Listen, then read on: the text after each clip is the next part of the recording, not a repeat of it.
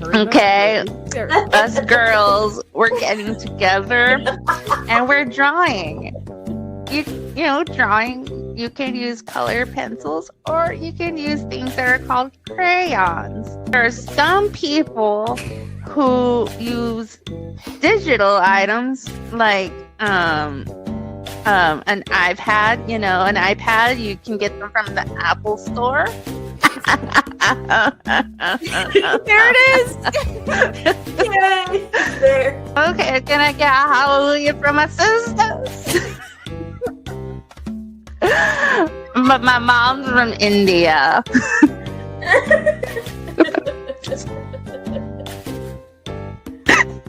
Oh boy. Oh no, Tabitha, are you okay? Ah, she's falling out of her chair. No, what is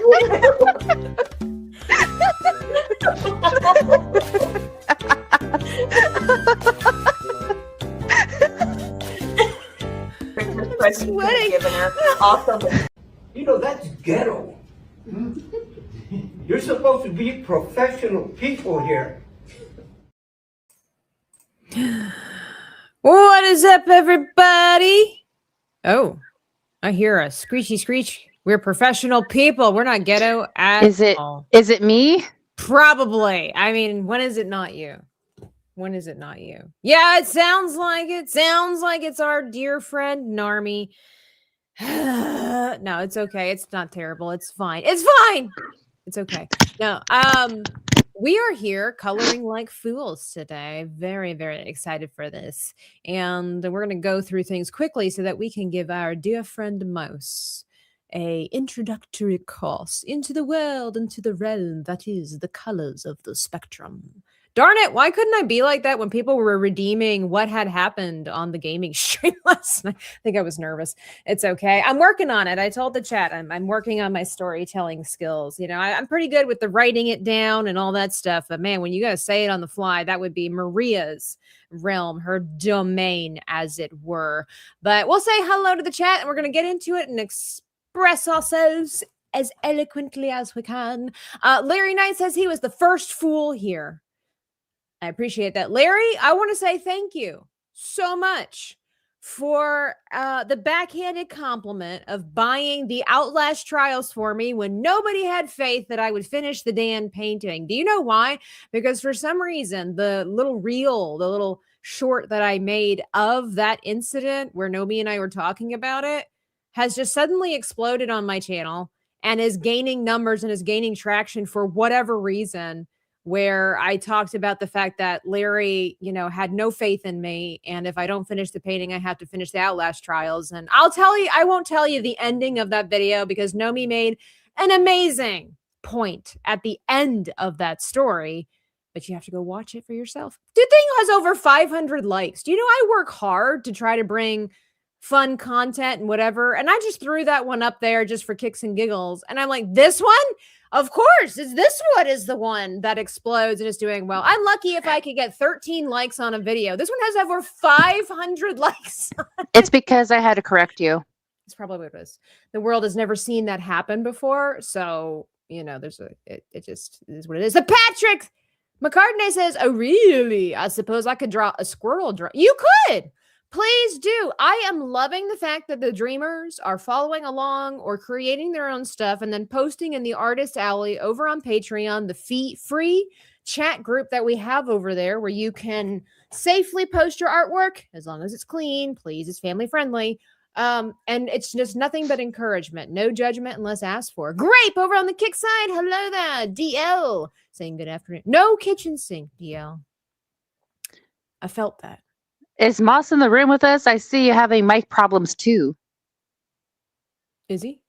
Yep, Oh, yeah. can't hear you. I thought he was. I just Lord. thought he was silently agreeing with us. Yeah, I thought like, man, this is the longest I've heard Moss not say, "Hey, everybody!" Go, yeah. No, boomered it up as is tradition. I thought maybe he was just being like nervous, like, yeah, it's my first stream, guys. And, Yeah, I've although never you were been here on for the a art stream party, I mean, you know.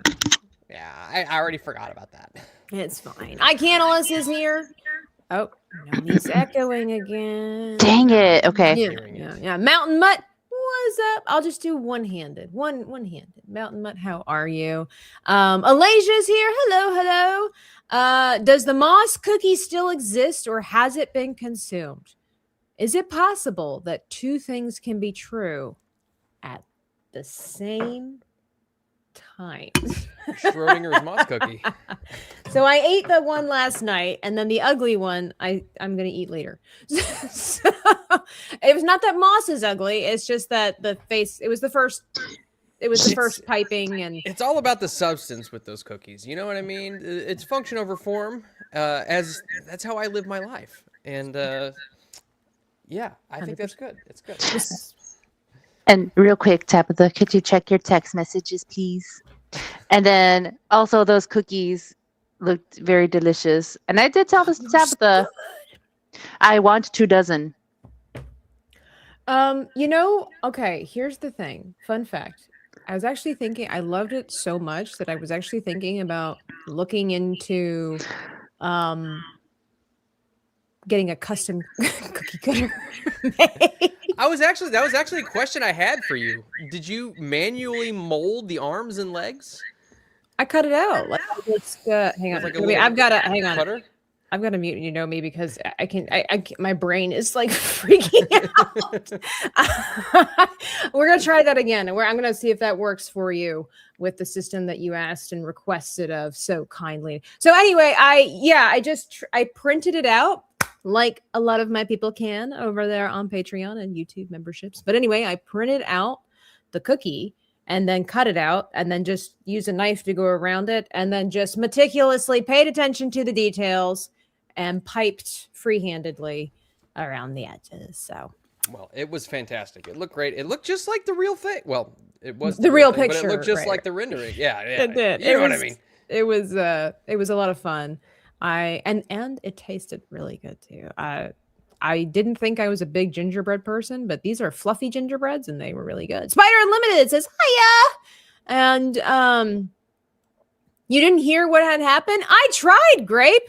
People were taking over they were hijacking my had happens, and then I couldn't laugh, and then I was laughing. I tried, Grape, but we're working on it. She's coming to us from her chalet. My Nice last house. night here, my last day here in the chalet. I will be making my way to the States tomorrow. I will be bringing back goodies. You And better. goodies. You better. We funded Yeah. your trip, so you better bring us back something. No, you didn't. I funded this trip. Wow.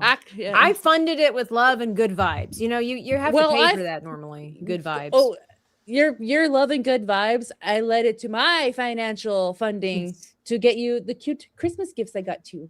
Okay. Well, you haven't I got even you opened up my Christmas present that I made you. I got you multiple Christmas gifts to make it up. I handmade your Christmas present. I saw one and I was like, Tabitha, you like this, I'm gonna get it for her. And I know you're gonna use it every day because I can already see you be like, oh my gosh. Okay. Well, I know you're gonna look at mine every day.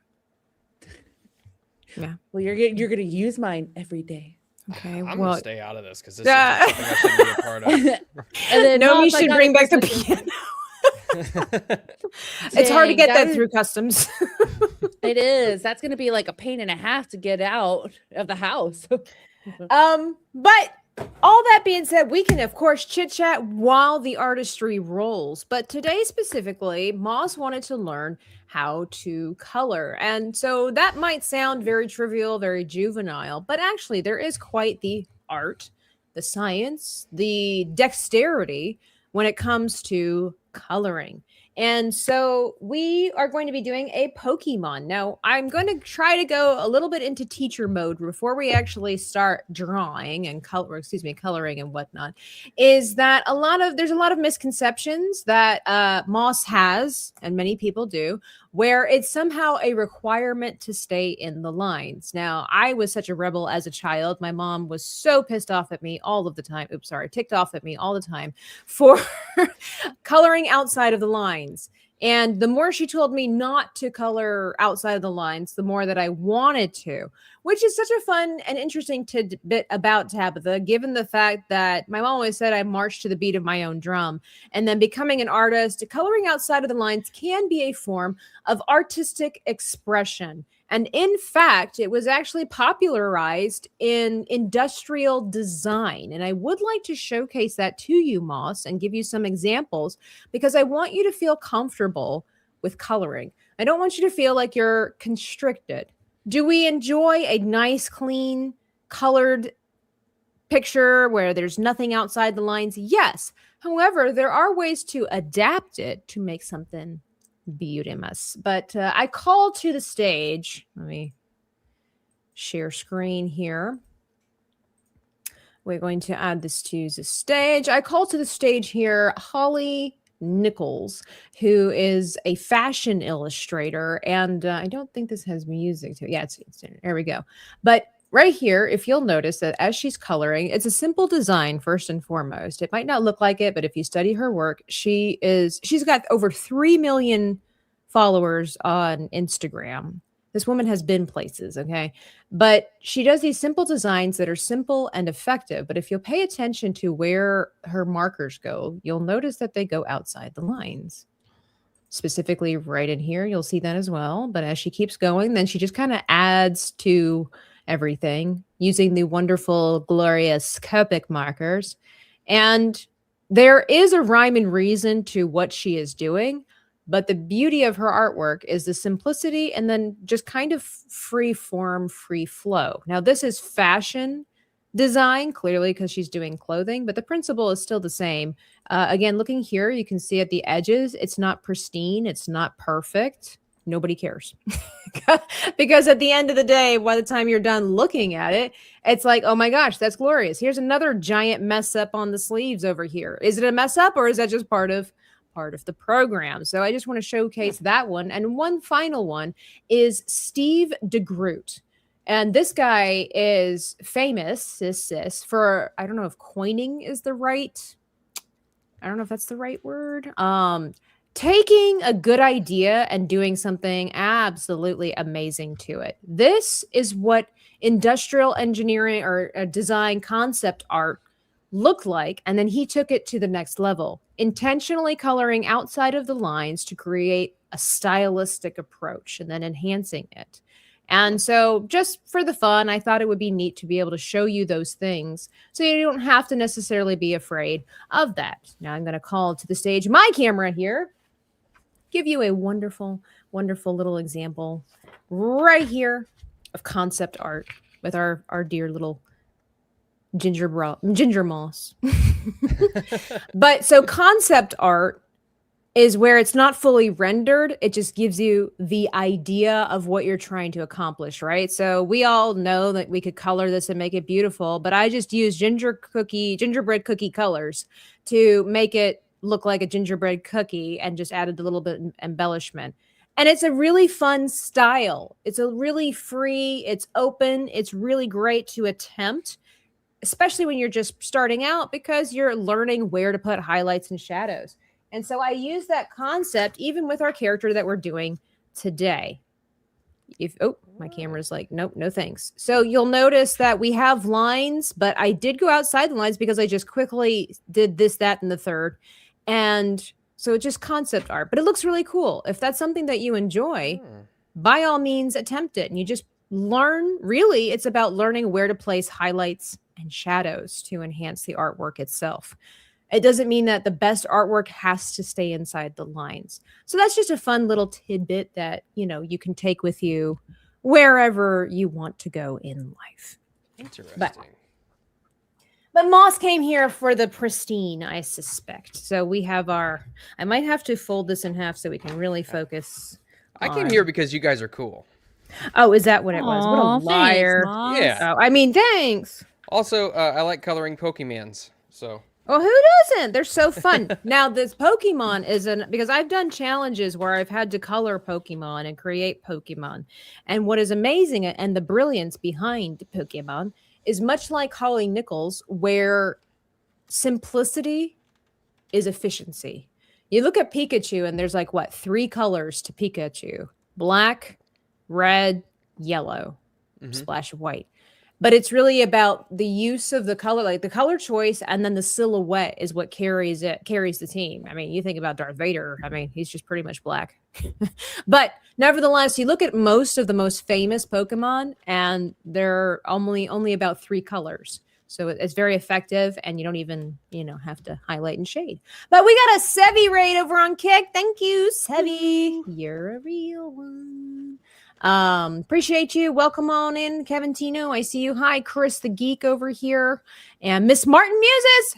Happy New Year. Hey, Miss Martin Muses.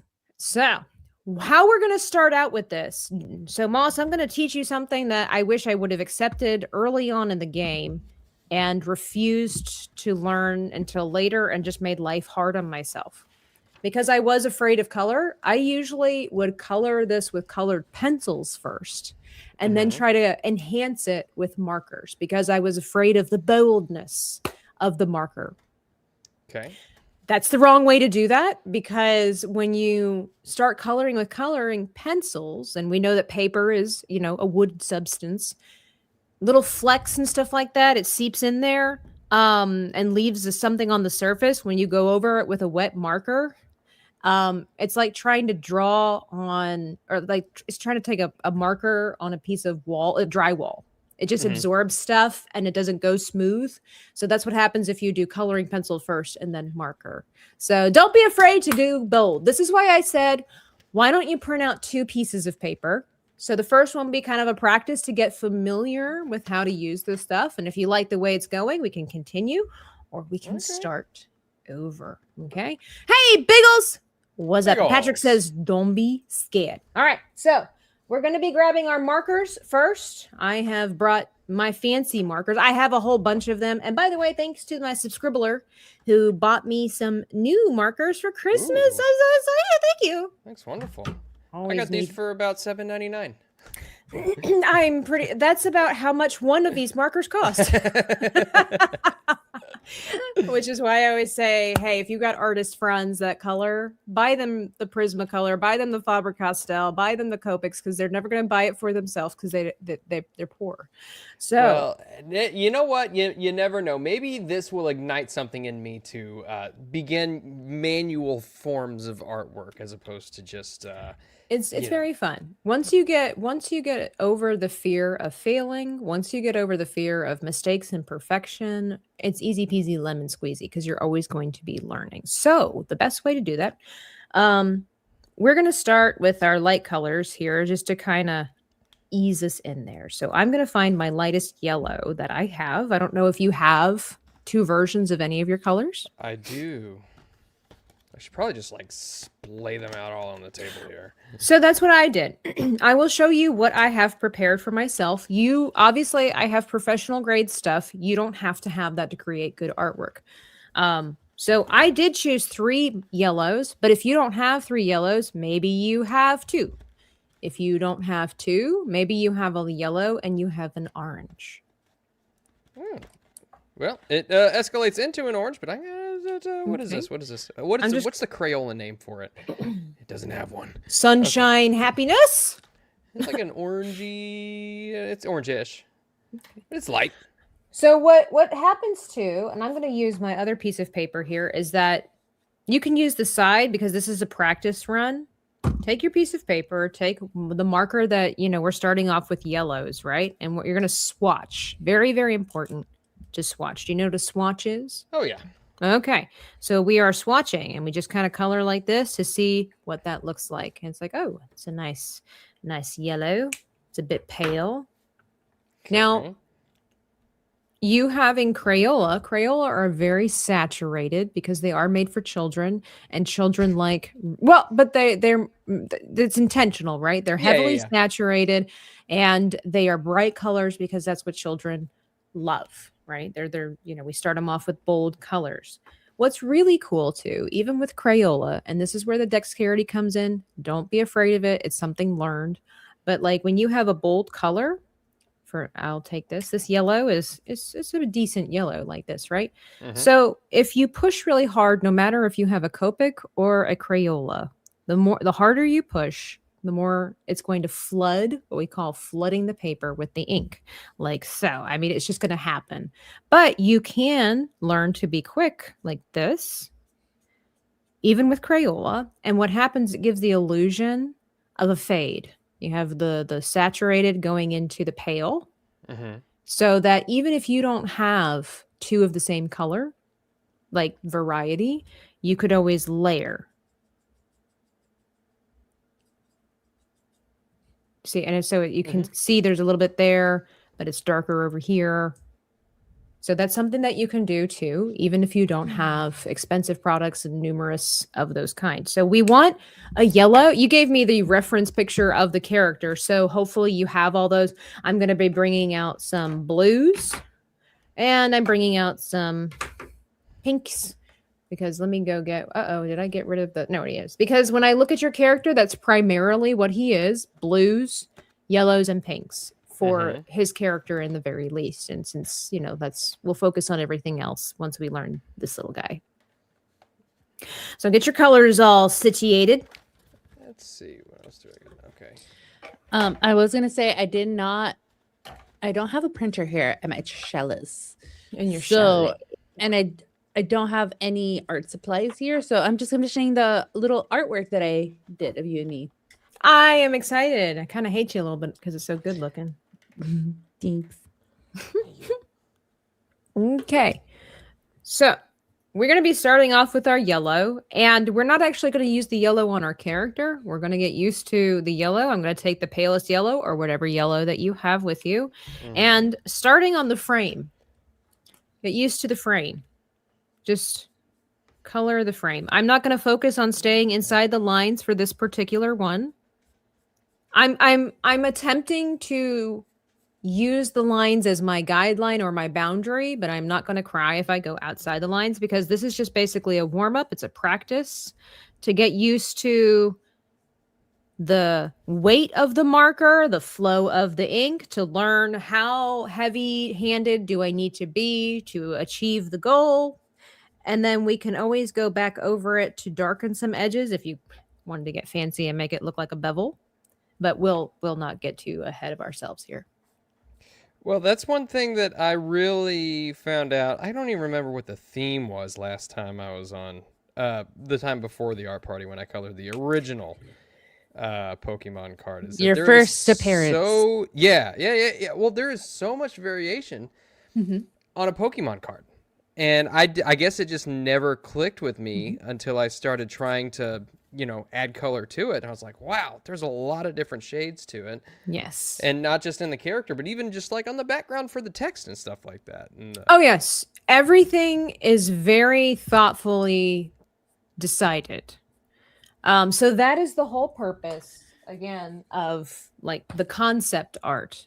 Again, this one was just using two colors with the ginger moss. But when it comes to, again, the Pokemon, and like we saw with the snow cone and all of that, it's just to give the idea, okay, do we like these colors, or do we need to tone it down? Do we need to add more?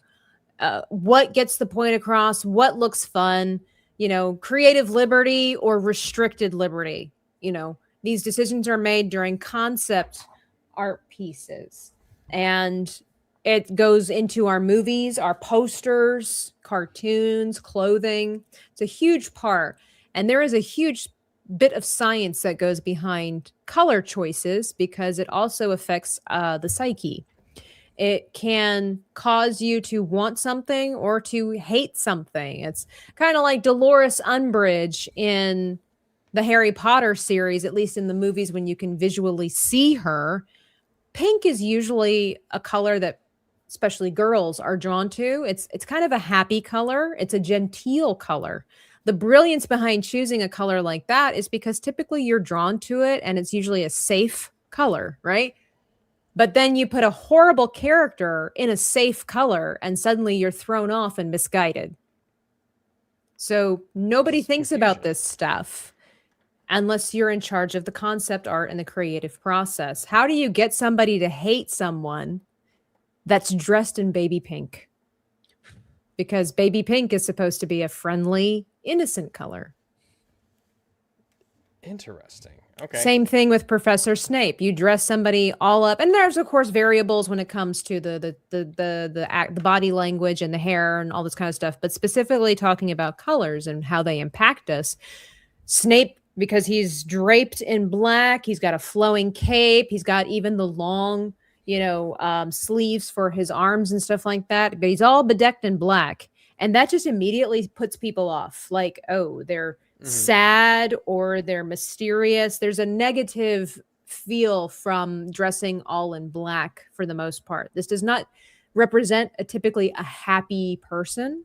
That's why they always say don't judge a book don't judge a book by its cover. Nevertheless, colors play such a huge part in our decision making. So going back to Pokemon card, be like, why is this one your favorite? Well, I like blue, or I really like this fire. Well, fire's red. It's just kind of these things. All right, so we've got this outlined here.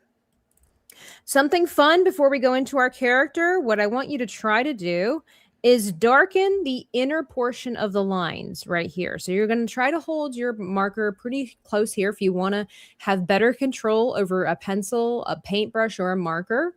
You hold it closer to the tip, and then just gently saturate the inner portion of the line here. I don't know if you can see the difference. My camera's not zoomed in. Let me make it a little bit heavier.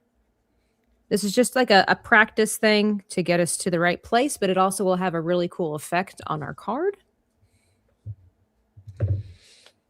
These are little ways to enhance, what you're doing. This is also a really great hack, quote unquote, when you have limited color choices, as we showed over here when I was swatching, where if you're wanting to create highlights and shadows, but you don't have a lot of product, well, it's the same with paint. If you want to have a layered effect, if you will, you water down your paint so it's not so heavily saturated, so it creates the illusion of lighter colors. So I'm just going to do the inner portion of the lines all around the edges. Again, it's okay if you don't get, stay right inside the lines. This is just warming us up. Some people really like straight, perfect lines. I know when my brother was drawing things when he was growing up, he really liked the more industrial architectural style where everything was measured out, clean, crisp, precise. I don't like that myself personally. Clearly, since I was always drawing outside lines. I don't mind sometimes, like, it has its place and everything, but my particular style, I like a little bit of wonkiness. I like a little bit of imperfection. I don't like too clean. It's too sterile for me. It's just a decision. It's a personal preference. And some people like to mix the industrial with the imperfect, Just again, talking about that guy with the snow cones and everything. Like, his line work was very precise, but he colored outside the lines. Taboo. How dare he? How dare he? How dare he be successful by breaking the rules? See, this is very interesting because I'll tell you what's going on here. Tell me. Tell us. Tell me everything. These markers, and I'm gonna blame the product. It's never the product, only the user. I know. But it's like, well, here's the thing, though. I can see why they would be marketed to kids because it is a very even-coded marker. Because there is a market difference between the, and I know you probably will not be able to see. Let's have a look. The difference. I see it on one side more than the other. Yeah, and it might also be the lighting because it's blown out, but yeah, but it's very good about keeping the colors even, kind of despite pressure you're putting on it. But yeah, I can definitely tell the difference. Well, so in your case, let me see. Let me open up the fresh box of colors here. I do believe that there's some orange in here. I do. Okay, so I have over here, we see my little swatch here. Very different. I can always go in there and just gently go right back over, because orange is a friend to yellow. You can't have orange without yellow. That's our color theory there. and that will intensify, everything.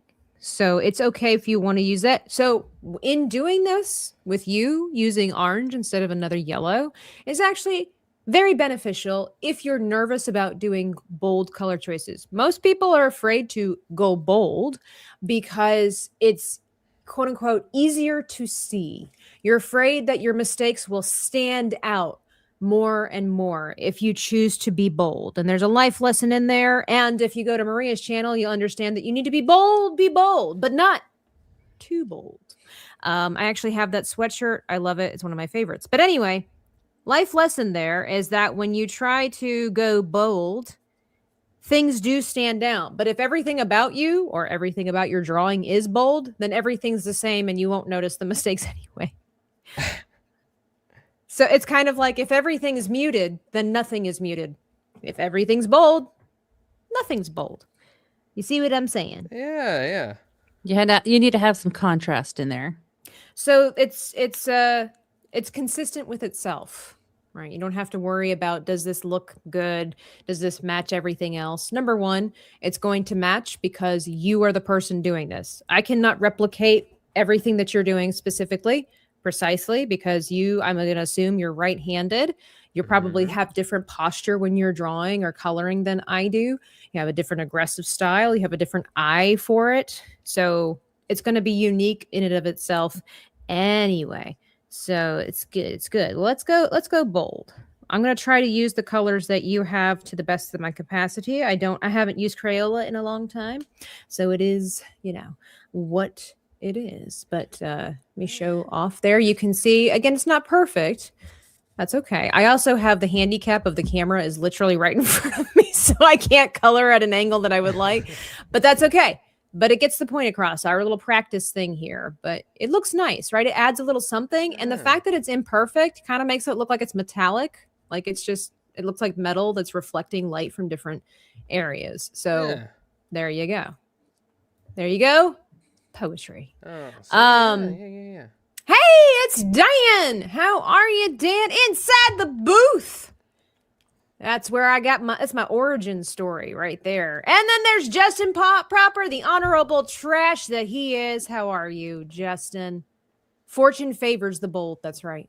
It's true. It's true. MD Boer, how are you? I see you. There is something that you said just a minute ago that really resonates with me, and that's that it has to make sense within itself. And that is something that, and I'll try to articulate this the best I can, but sure. That is something I have griped about for many, many separate things. And it's not only for just like artwork and things like that, but it's like for in my case specifically for like world building and perfecting your thighs, plot routing and all that stuff. Like if you establish rules within something, and like in this context the rule might be that we are being bold by greatly contrasting colors and deep colors and things like that. Like as long as you set that, if you set that narrative and as long as you stick to it, then you've got a better chance of it being successful. And being cohesive. Yeah. Mm-hmm. Stick with what you know and do what you can. And it all blends and works out anyway because exactly. It's kind of like if you're writing a book with somebody who, like, it's like writing a book with a 12-year-old and then trying to write the same book with somebody who graduated with a PhD. Mm-hmm. Both might be good stories, but they're going to be different takes on that story. And if they try to write it together, you will definitely be able to tell where the 12-year-old started and where the PhD graduate, stopped or started in the story as well. Mm-hmm. You can learn to mesh them together and maybe it will work. What are you doing over there? No, I'm trying to make a point, Nomi. Oh, but I dropped my iPad. I'm sorry. Not the iPad, master. Do we? Oh my gosh, our iPad's our friend. Anyway, but yes, that's what I try to tell everybody. It's like, don't worry. Everything that you do will be consistent with itself because it's made by the same person. I feel like there's also a spiritual life lesson in there too, but we don't have time for that. All right. So you've got your outline. Mm-hmm. Okie day. All right. I still don't want to quite get into the character yet. I understand that our example has limited blue and things like that on the outside, but this is the practice session. So I want you to find the lightest blue that you have, Okay. which is probably not very light. Or don't they usually in Crayola have light blue and dark blue? Is that correct? Yeah. So I've got like sky almost blue. like I've got like a lighter. I've got almost like a seafoam type deal, and I've also got a darker. You know, So, that's something that I wish that they would do. These Copic markers come from Japan, okay? We all know that Japan is like the hub of creativity, especially nowadays, right? What is this Copic marker called? BG15. While it's efficient, I'm just saying, we couldn't come up with something really amazing. But anyway, I am going to swatch this. I want to see what this looks like. And then your choice of whatever dark blue that you have. I'm going to go bold here because I want to practice what I preach.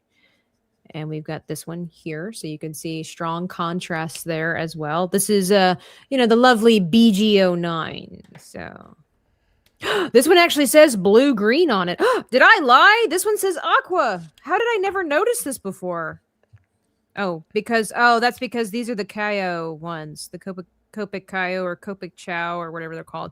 The regular ones, this one's just, yeah, well, anyway. So there we are, Those are just rumors. Okay. What? All right. So if you're ready, so what I suggest that we do, just for the funsies, we're always starting with the lighter because once you go dark, unless it's paint, it's difficult to recover from. So I think just for funsies, we're going to go inside the little square here and just do a practice session. So as light as you can. Start in one corner, go back and forth. Let me increase the size here. And so as lightly as you can. And maybe you want to hold the marker back further. Maybe that will work. Just find a comfort zone there. But we're going to start as light as we can and then slowly increase pressure as we get to the other corner. So here we go. It doesn't have to be perfect. I went outside the lines. It's totally fine. You might not be able to see the difference, but I promise you, it's there.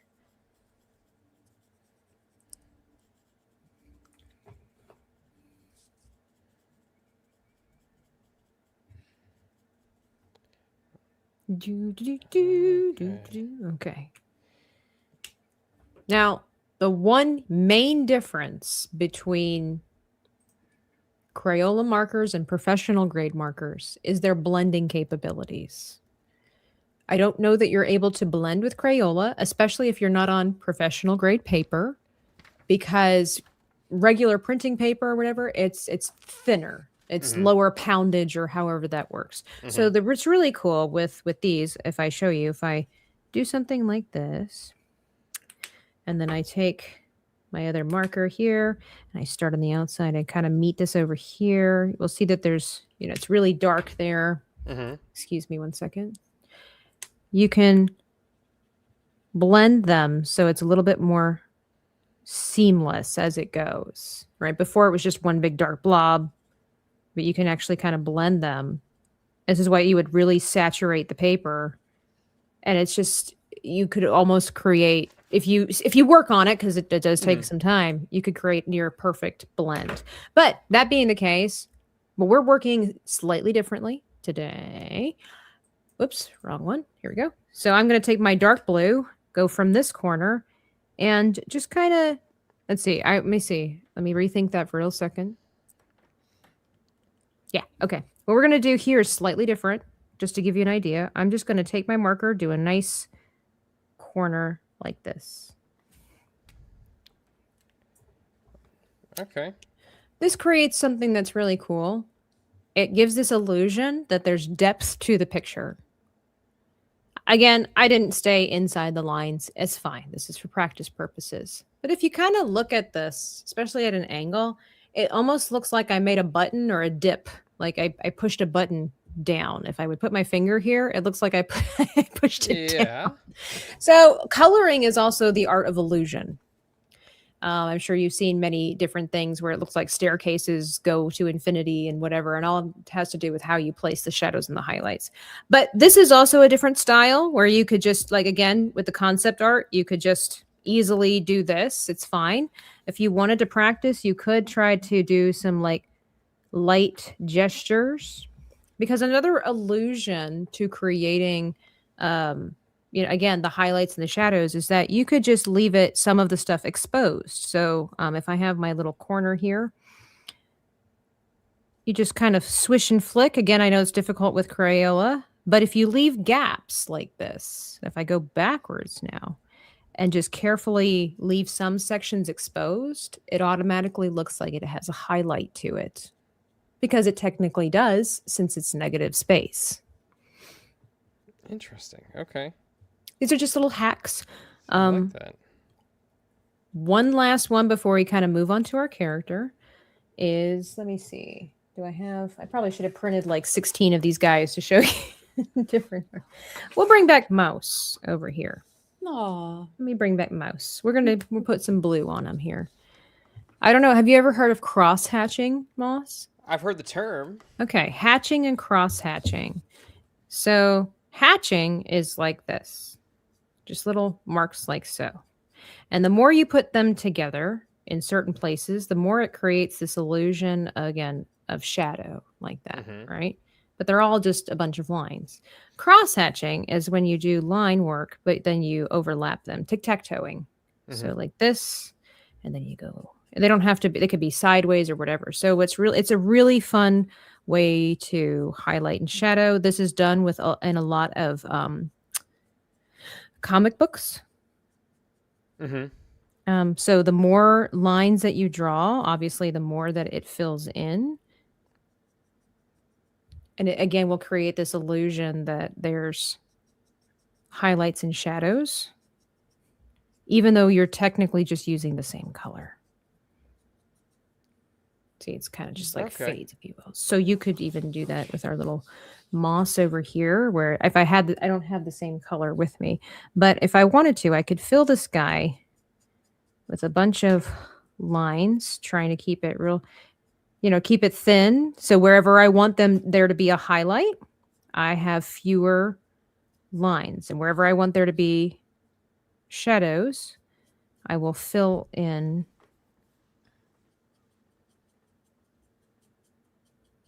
It probably makes it really hard because of the fact that it's a complete opposite color.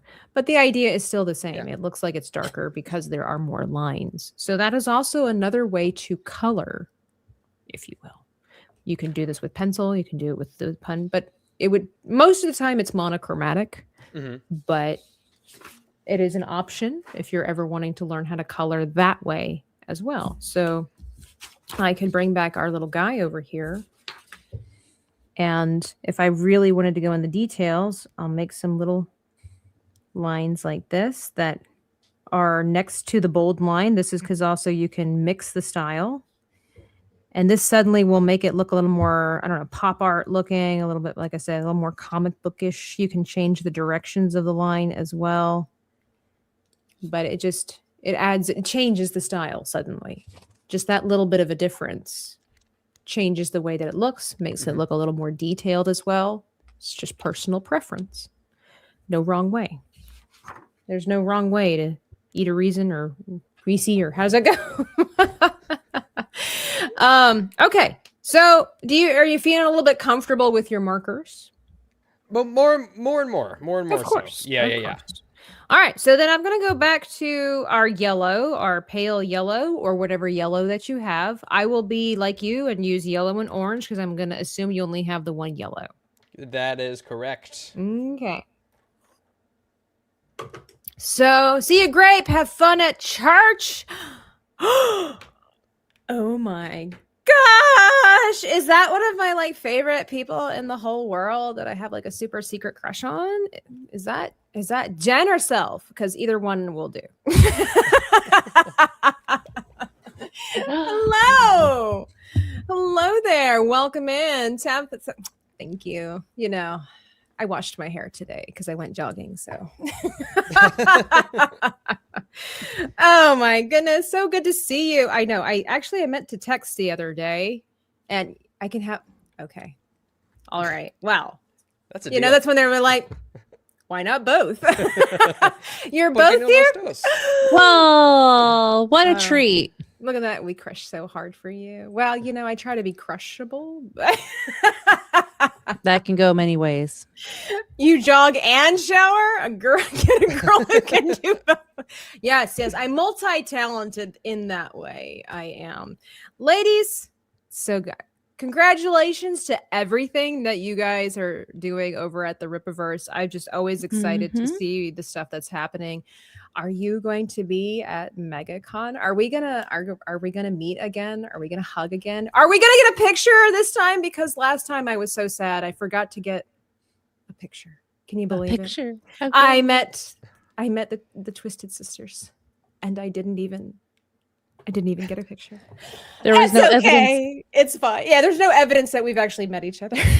That's always getting a picture is always the furthest thing from my mind when the situation arises. It always is. Like I never know, it's think about it when the time comes. Well, I'm terrible when it comes to photos. I don't know what it is. Maybe it's just because I didn't grow up with it, or it's because my friends never want to take pictures with me, losers. But it's fine. It's okay. Real twins? Why would I lie? Look at their picture. I thought they were a myth. Real twins? They As exist. opposed to You mean what? they Fake twins? Larry, how are you? Biggles, as long as they shower, I'm happy. Yes. Get you a woman who showers. You know what? Jogging can come. That's an extra bonus feature. The expectations are so low, Biggles. Yeah, You it's gotta 2026. bring 'em up a little bit. We're just happy when women shower. You know, we're just happy when women shower. Honestly, the- I'm just happy if women are real women. This is I mean, it's true. yes. Good evening. And it's fantastic. Don't talk to me, fantastic. You were mean to me during Sebi's stream, and I did not appreciate that. I gave you a compliment about your beautiful blue eyes. And you know what he gave me? Lies and deceit. But it's fine. All right, so back to Moss, because Moss is our priority. Oh, and they do say, "Hey, Nomi, beautiful lady." Hi. I can't wait to see you guys. It's going to be fun. Okay, all right. Leave the twins alone. Okay, they're mine. Can you show them the drawing that I did of you and me? I really want them to see. I really want them to see the drawing. Yeah, And then she and did a then good job. It's Jen and really- Sylvie, you're gonna meet Moss. Moss is such a hoot. You're gonna love him so much. Tabitha Oh, made cookies Stop. of him. Look, show the cookies too. Look at the cookies. Look at the cookie Moss. Wait, did the one you had yesterday have a vest on? It did, but this one is the trial run. Oh, I it's the got rid trial of run. I got rid of your vest. Well, I didn't get rid of your vest, but I didn't outline your vest, and I took away your glasses because it didn't look clean. It doesn't meld well. It was too busy. It was- doesn't blend quite as well as the Yeah. professional grade markers. Yes, this is true. Nomi, you're gonna have to send me the picture. Okay, let me send you the updated one because I'm working Yeah. on it right now. But they said they can't wait to hug us. That's nice. Oh, I can't wait for hugs either. Oh, she's like, I want to eat cookie moss, and in a non-creepy way. It- That's what I said. Moss tasted great. It really sounds like we're gonna have to do something having to do with cookie cutters. Don't worry, I only charge a small royalty. 60-70%, no big deal. But it sounds like it has to happen. I am. I'm going to look into custom cookie cutters. Okay. All right. Moving along while Nomi gets all that stuff taken care of. All right. We are going to move in. So grab yourself your yellow and let me look at the reference picture that you sent me. All right, sent. Okay, cool. Well, calm down. All right. I'll So we're just going to. Make it So- easy. All right. So the part that is yellow in your picture is the mouth area. Very simple. Mouth. So just go around it just once. Try not to go over it multiple times. So a lot of times people make this mistake that I see it in painting all the time as well, where they want to try to get perfect lines. So what they do is this. Okay. Uh-huh. This creates choppiness, inconsistency, and is more likely to throw you out of line than it is keeping you in line. This is where be bold, but not too bold. It comes in. You're going to want to just be consistent. Just find the mount arrow. Get comfortable, but be flexible in the wrist. Okay, be flexible in the wrist. Hold on to it, but then just go around it and one line it. So just right through the middle, huh? Mm-hmm. Normally, I tell people when you start, don't start somewhere that's the most noticeable, but we did technically start with the frame and then we're going over here. So we're just doing our practice run. We're getting warmed up. I want you to be familiar with what you're doing. Okay. So, yeah, you got it? Yeah. Okay. If you missed sections, as I did, that's okay. You can go back in and retouch them, but again, being careful. But I will stick to the one side. If there are sections that I missed, what's really great is, again, you can use this to your advantage, much like we did with the cross hatching, right? Because it can give you the illusion of a highlight without having to do the extra work. Basically, it's doing two things at once, giving us a highlight and adding color at the same time. So I'm not going to go in, and I know it's difficult to see because of the camera. I'm not going to go in and touch up everything because based on our reference picture that I see over here, he's got a lot of light coming in at him anyway. So we don't want everything to be too bold. So where I am going to go back and add some color, much like we did with the outer portion of the frame, is just over on the side. Here, really quickly, we must go to the science. Okay. In order to do really good color rendering, you need to know where your light source is coming from. So, for example, I am going to take my little marker here. You can do this too, because again, this is our practice run. But what I used to teach the kids and the adults too, it's so helpful. Wherever you want the light to come in on your picture. I typically, if you look at all of my chibis and you look at all of my artwork, you'll notice that pretty much all of my light sources come from this way. It's just what I do. I don't know if it's because I'm left-handed or if it's just what I prefer. It's, I mean, we talked about this before the show. Some stuff we do and we don't know why we do it. It just is. So what I do sometimes to help me, even to this day, when I'm confused, I will draw Mr. Sunshine, just like in kindergarten. So we've got Mr. Sunshine over here. And the rays really help, okay? They don't have to be big. They don't have to be bold. I do this for the camera. But, exactly, Patrick, for the science! Because we do science like a fool over here. Oh, Nomi, you look good enough to eat, too. Thank you. My. Behave. Oh, Is that? Are you asking me out on a date? did we just become best friends? For a second, I was like, did you just say words? I couldn't understand. I'm just girling over here, Moss. You wouldn't know what girling is. No, I don't speak the language. he never will. Tabitha, you're such a good teacher and so encouraging. But Yeah, informative. you should show them the methods yeah. I improved on That's your why stuff. I'm sitting over here. I thought we was just gonna be chilling and coloring, but I'm actually I'm taking it in. I'm like, wow, I feel like I'm gaining knowledge. You are gaining knowledge. You're just gaining like- XP. I just want to say that I'm not sure why I gave Jen and Sil a Valley Girl accent because they don't talk like that. They're from Canada, but it's fine. real quick, Tabitha, what color is your What eyes? you're talking about.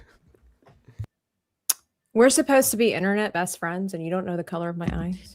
Okay, I haven't seen you in a year, literally in a year. So I forget. They're brown. They're basic Brown, okay. brown. Basic brown. Basic brown. We will not behave, Moss. You do not know us. Tabitha is able to teach you without lecturing you. Well, that's how I like to be taught. For those that don't know, I was an art teacher for over 3 years. Actually, I was an art teacher for over 6 years. I taught online and I taught in studio. Primarily, I taught people how to paint, but a lot of the same elements and fundamentals of drawing and pencils and everything. It's just the concept the same. The fundamentals are the same. So this is, it's not my first time. It's not my first time. If you want to learn how to paint, I'm your gal. We appreciate the Valley Girl accent. We have legally blonde energy. They do. I adore them. I do. I know everybody says that, but man. Okay. They do give the best hugs. I do miss a sauce. Okay, hug. now the best. Okay, I'm sorry, Jen. Still forgive me, but the person that they give great hugs. The person that gives the best hug is Gina. That is also very true. She popped my back when I first met her. And she's like, oh my gosh, I'm sorry. I was like, no, thank you. You're like, well, this is the gift that keeps on giving. I know. No, the one of the things that's great about her hugs is that she holds you like a second or two longer than the conventional hug. You know, when you give somebody like, hey, and then you just stop. No, like she holds, like, and all of a sudden you're like melting in her arms because you're like, wow, this is like a real hug. So warm and comfortable. It's very warm and comfortable. Oh, whoops. All right. So where were we? Fundamentals. All right, Mr. Sunshine. Yes. Okay. See. Yes. We must. If you want to change your, by the way, I can text you later, but since I have your ear, if you want to do something differently, we can change this topic, this subject. Just saying. But anyway, Mr. Sunshine. Okay, so the reason that I do this, as I said, is that way, because of the fact that this is a two-dimensional thing, clearly we can see that right now I have lights shining on me. If we pay attention, we can see, you know, if I cover this up, you know that my primary source is coming over here. Science. Sometimes it's hard to remember that when we're coloring. So that's why I will sometimes draw Mr. Sunshine to help remind me. So the reason we draw Mr. Sunshine, if we want to make really great artwork and coloring, is to know where our highlights and our shadows are. So since Mr. Sunshine is coming from this direction, let me enlarge the screen here, then that means that all of our shadows, I'm not sure how to do a shadow. I'm just going to draw a cloud. That means that all of our clouds are on this side. Mm-hmm. Okay. So when I go in to do my recolor, I'm going to put the darkest portions over here. Now, this was a learned thing because eventually, as you color more and you draw more, you're going to start noticing this out in the world. Suddenly, you will just know where your shadows need to go. Sometimes it's a little confusing, but you will naturally be able to remind yourself, and I know it's going to sound juvenile, but it's just the method to the madness. Sometimes we have to go back to the simple days. Whatever is not in the sun is in shadow. Whoa. I know that sounds simple, but you have to remember these things when you're doing it. So, for example, you see in his mouth here, it's kind of like a beak, a little bit. Uh-huh. So the top portion, much like our lips, right? We have a top lip. Let me go back over here. Let me use myself. We have, of course, a top lip and a bottom lip. Take away the bottom lip and even just focusing on the top lip, the top part of your lip is going to be brighter than the underside of your top lip. If that makes sense. Mm-hmm. Because it's curved. So anything that's curved, there's, if you will, an edge, if you will, it's going to be shadows underneath of it. So you'll remember that. So when we go back to our little creature here, you'll notice that I've put some shadow just along the edge here of this little beak to make it look a little more organic, more realistic. When you remember these scientific elements when it comes to lighting things and shadowing things, that's what takes your artwork to the next level. It's what elevates because you're putting realistic attributes, characteristics to fake creatures. I mean, don't tell me Pokemon don't exist. We all seen the platypus, okay? We all seen the water dragons and things like that. But, you know, just saying, one way to make your artwork elevated is to make it look realistic, even if it's ridiculous. So you just take the natural fundamentals, the real world fundamentals of coloring, and apply them to fantasy things, and suddenly they look realistic. Does that make sense? Yeah. Yeah. There you go. You know? Doug Jones gives the best hugs. Have you met him? Shape of water creature guy. Oh no, I haven't. He does amazing work though. I like watching him when he's being interviewed. His body language is fascinating. Larry says yes, and it's my fault. First Moss ate mayo because of me, and now he's a cookie. He is. Moss is such a snack. Here we go. Nomi wanted me to share. It's a compliment. And it's funny that you said about the lip thing because that's what I just added onto the drawing. Mm-hmm. We are learning. Oh, look at our Disney princess selves. That's so good, Nomi. That is good. Thank you. It's gorgeous. Thank you. So yeah, how you said the upper lip. So if you pay attention to mine, because I'm still working on mine has a darker shade on the upper lip, and then I'm working on the coloring on the lower lip. So yeah. And then you'll notice the shadow too that is underneath of the lip itself as well, because our bottom's lips curve slightly, the under portion. So there's always going to be a tiny bit of shadow under there as well. Yes. So yeah. Which Nomi got. And I'm working on you right now since I'm like, okay, I'm done with myself. Now I need to fix Tabitha. The same way Jesus is. Always be working. Don't worry, Moss. I'm going to work on you later on. Hey, it's Wasp. Thanks. Hello there. All right, so Moss, I'm giving you those. So now, again, we want to fortune favors the bold. Now, again, I'm using the professional grade markers, so I'm able to layer and stuff. Your markers, were you able to do it with just the yellow? Or, like I said, you could go in with your orange. I went in with the orange kind of on the right side of the mouth, and I realized that it's a little bit too contrasty, so I tried to go over it a little bit again, maybe try to blend it a little bit more with the yellow again, kind of keeping with your principle of going dark to light and stuff like that, or light to dark rather. I guess that's backwards. Anyway, that's hang on, we have an update. Hold on, let me see if I can. There we go. We know where Moss's light source is. I don't know. Oh yes, so no, okay, I see it. Oh yeah, it's so like Kraft macaroni and cheese. Right there, yeah, I right see on it. that edge. I see You it. can kind of just barely see it, but yeah, that's what I've got going on right now. Okay. No, it looks good. It looks really good. It's nice. It's bold. It's saturated. It makes sense. That's good. So the next thing that we're gonna do, we're gonna find ourselves some pink and red. Do you have pink and red? Believe it or not, it did not come with like any sort of hot pink, but I do have some skin tone pink. I mean, yeah, whatever you got. Mine are slightly different families. This one is RV34. This one is R20, and they do actually have names on them. So this means that this particular red has a touch of the blue in it because the RV stands for red violet. So this one, the R20, is just straight up pink and pink. Pink. All right.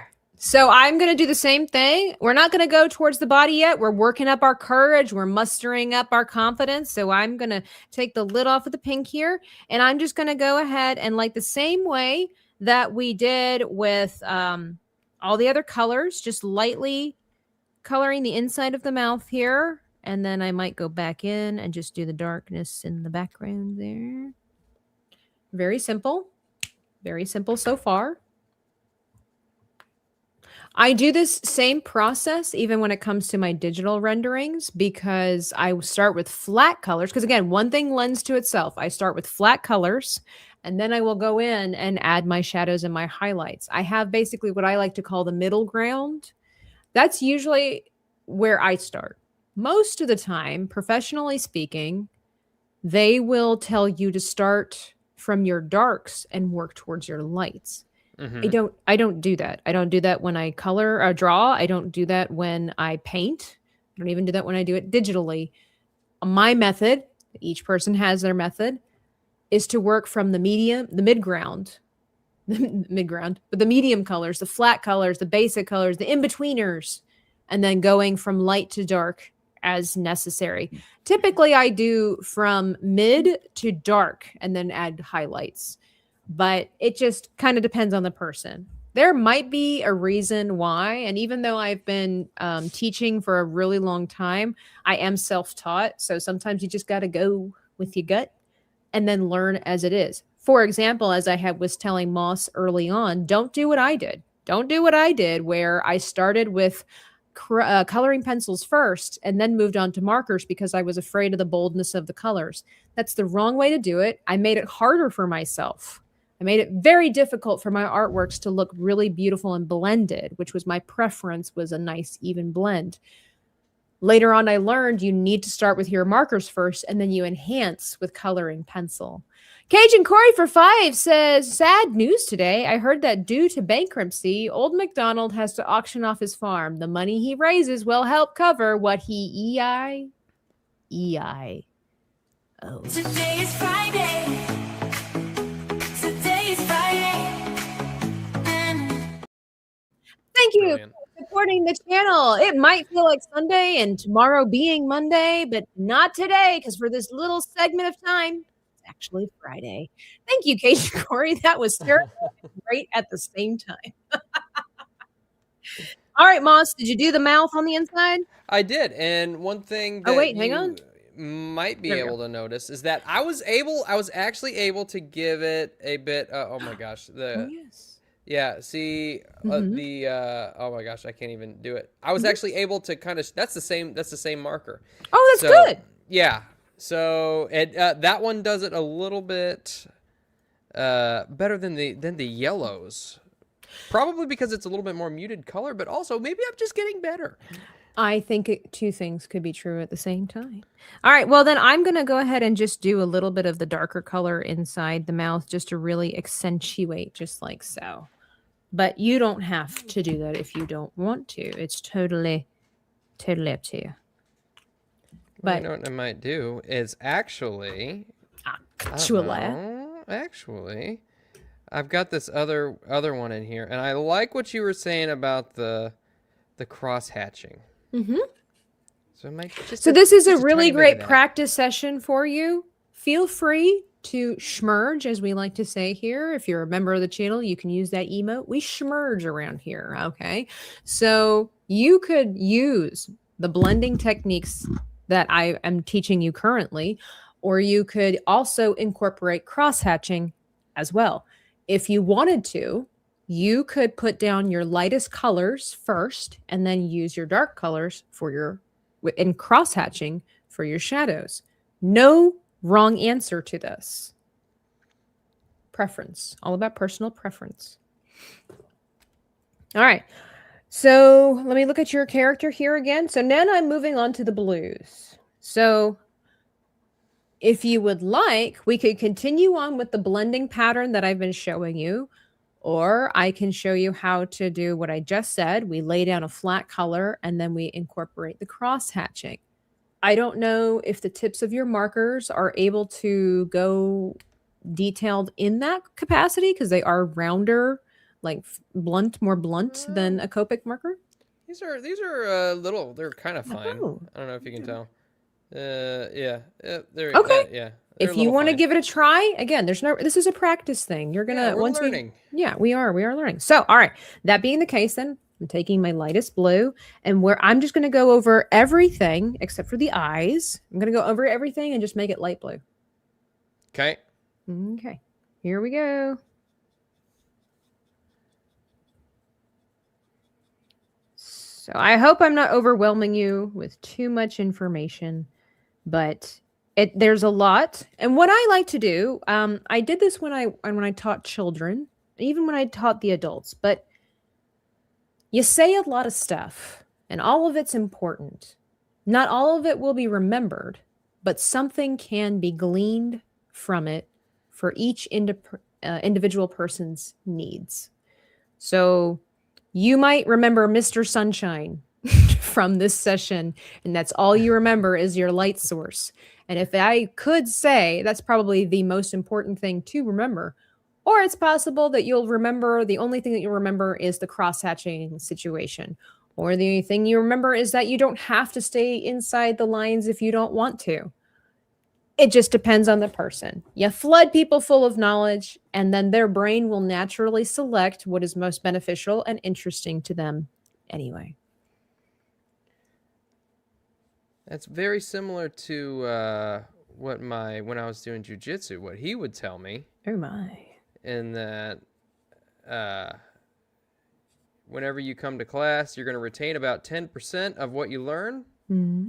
And as long as you retain that 10%, you're doing better than those who are not doing it. This is true.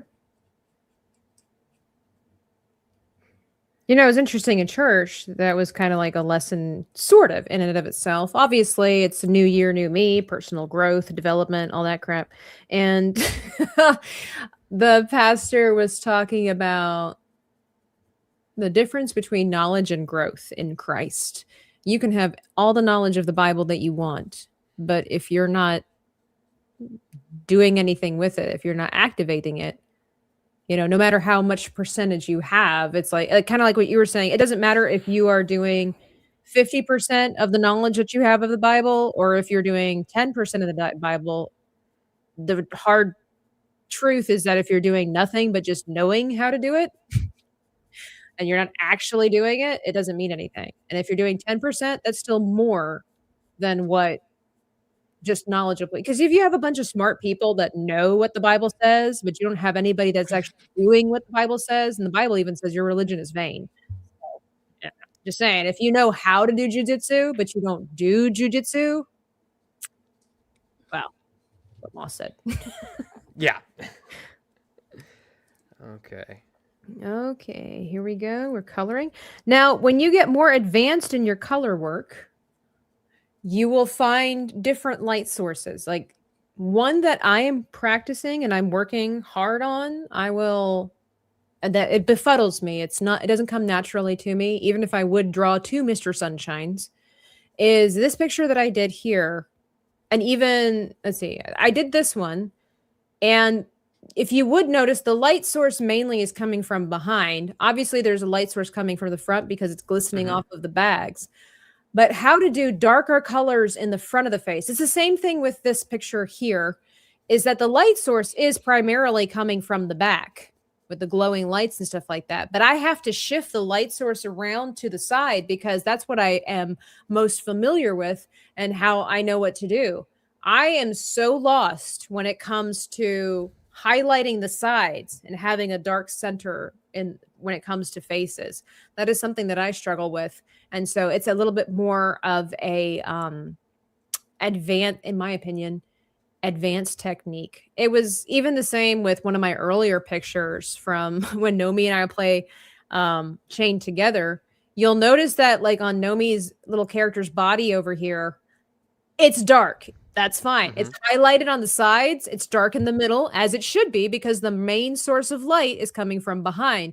However, you'll notice that her face, I drastically went back to what I know. It doesn't actually match up with the rest of her body because I didn't know how to shadow her face and highlight just the side. So I just went back to what I know how to do. Oh, well, it still looks cute. All right, we're coloring Mr. Blue in. What is this guy's name again? What is Machamp. Machamp. What made you decide to choose this guy, by the way? Well, okay. So there was another one that I was thinking about picking, and I was like, well, there's not really a whole lot of variation in that one. It's kind of monotone, which might have been, honestly, that might have turned out great anyway. I'm sure it would have. But I figured, with the lighting and stuff, I figured there would be a little bit more to talk about with this one. Okay. Not that this is my favorite Pokemon by any stretch. Oh, okay. Although, to be honest, I don't know if I really have a favorite. Oh, my. It's kind of hard to pick one. Yeah. When you love all of them, it's like pizza, Sure. Wait, you mean like pizza toppings or just pizza companies? Well, toppings, really. What kind of pizza? What kind is your favorite kind of pizza? I can't pick a favorite kind of pizza. I like most of them. 100% I can. I mean, I'll eat most, but my preferred pizza is the meats, all meats, with mushrooms and black olives. Yeah. Olives are something that I can't get behind the olives. Can't get behind it. One of the best things in life are olives with dipped in mayonnaise. So. Hey, Freddie, welcome in. Hello, hello. This is a special guest. It's our dear friend Mouse, living in the darkness of his sad, depressive life over there in his man cave, it looks like. That's pretty much what it is. Mhm. I get a better picture quality when I turn the exposure down, but unfortunately, it darkens my surroundings. Well, very that makes much so. that makes sense. That's science as well. You lower the exposure because you're allowing the how does that? Oh shoot! I used to be a photographer and I used to know all the sciencey tech stuff. But yeah, if you raise the exposure, you're is it like essentially like artificially allowing light in, which causes grain or what we call noise, because it's trying to understand all the information and process what's in front of it, even though it's ill lit. So it's creating distortion and things like that. So in order to have a proper image, it needs to be well lit. Otherwise, yeah, it looks like crap, Moss. I'm just saying. No, you look great. You look great. Raul and T Drawing says sad Moss times. Let's draw to cheer up. 100%. It's called key light, Moss. Key light. Yeah, you got to have your main light. And well, he does. He has, I was gonna say he has his key lighting. He has chose dramatic lighting. I have 2 lights over here just because I hate how it throws my face off if I just have one. But I do have one. My key light is I forget what Kelvin it's at, but it's basically a white light. And then on the other side, I have Kelvin, that's a temperature. Well, yeah, but it's also how you do your light. Is it really? Yeah. That I did not know. Good. Because if it's a certain Kelvin, it's on the warm side. If it's on another Kelvin, like that's how they do the units or whatever. And then my other light source is slightly orange. I'm backlit. We're lit tonight. Fixing your lighting, Moss. You could be a better YouTuber. I don't know. Moss looks good in my opinion. He's got it. It depends. Like if it were me, Moss, I don't know what his background looks like. Maybe he's trying to hide all the dubious things that he does during the day in the background. That's why it's so dark in there. But man, if he had like a purple ambient light in the background, that's nice. On the budget. It's on the budget. Nice. Just enough to create the halo effect behind your chair and your head so that you yourself stand apart from your background and more focus is on you because of the ambient lighting. Yeah, no, trust me. I have looked into a lot of lighting. I bought this one light because it was on sale for Black Friday, and it's a good light. But the problem is that my camera is not the greatest camera, and so it washes everything out if I have the exposure up. So a lot of times it's not even about your camera. It really does come back down to lighting. If things are properly lit, we learned this in photography class, I'm sorry.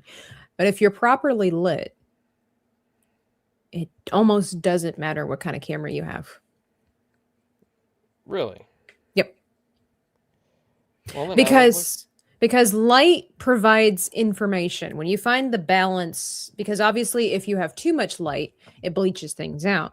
But for the most part, more light, the better. That's why sometimes you'll notice behind the scenes of movies and things like that, that when the actors are not working, they're all in like trench coats or jackets.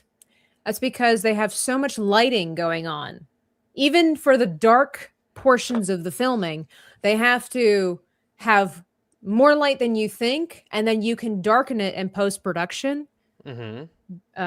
Post-production, because you want the camera to have as much information to work with as possible so that you can control the ambience of the atmosphere of the room and the whatnot. So having it if you raise the exposure, you're trying to create light where there is no light. Essentially, you're allowing as much light. That's like if you raise the ISO and things like that, it will open up the camera's lens to provide more light in. However, it could potentially, if I'm remembering this correctly, if you raise your ISO in a dimly lit room, you're trying to compensate for what is not there. So your ISO opens up the lens more and more to allow whatever light is in the room to fill the camera. But if there's not a lot of light, there's never going to be enough light because, and you're going to distort and ruin your image because the information's not there. It's kind of like, you ever seen like a CSI episode or something like that, and they like zoom in on the bumper of a car and they're like, oh my gosh, let's increase the resolution so we can Zoom see in the and face of enhance. the killer, right? Okay, this is incorrect information. This is fake news, because if there's no information for the computer, because pixels are they're just information, right? It's what we use to create an image digitally. If there is no information, if there are no pixels, it doesn't generate pixels when you enhance. It can only enhance what is actually there. Right.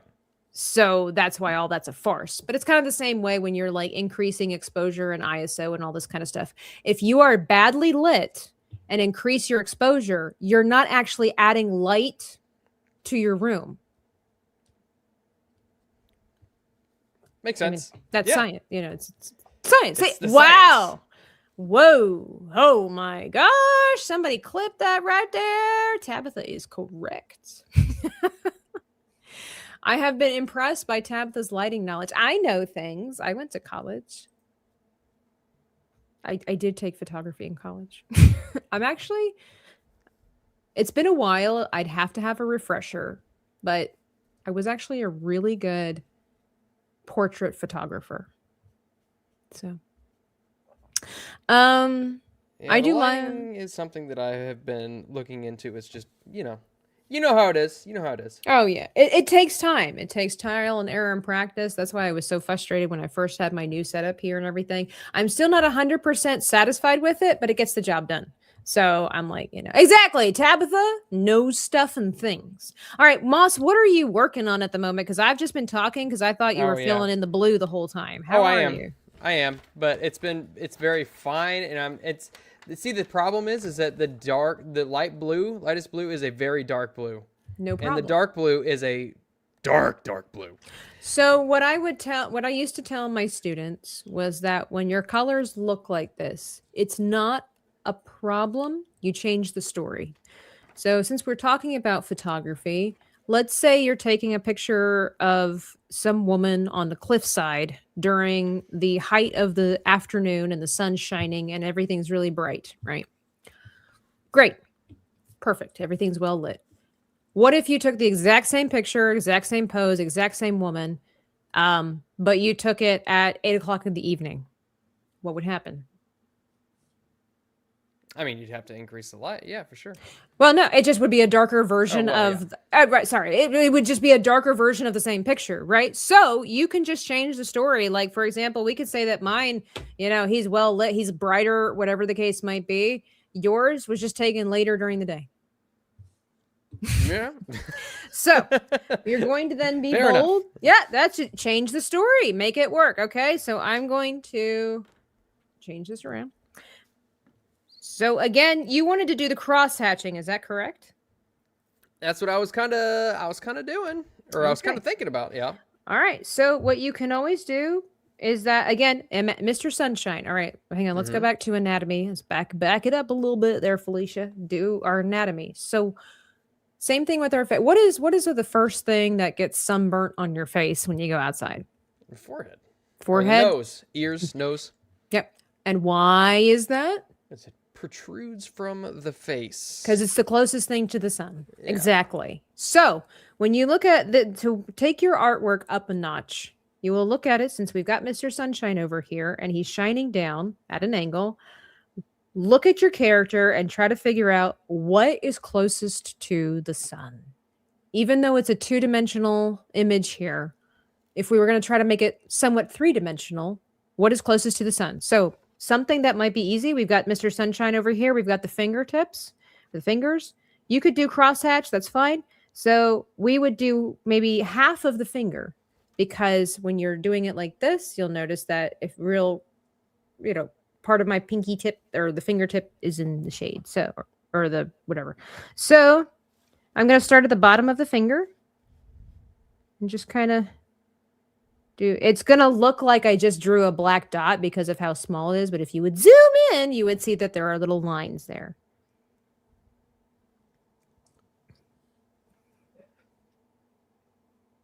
That was one thing when you chose this image. I was like, dear God, it's so small. It's like all these little tiny things everywhere. I was kind of hoping for like a Jigglypuff, because then you have a lot more real estate to work with consistently. But I was like, you know what? I'm up for a challenge too. It's fine. It's fine. All right. So just the little pinky tips there.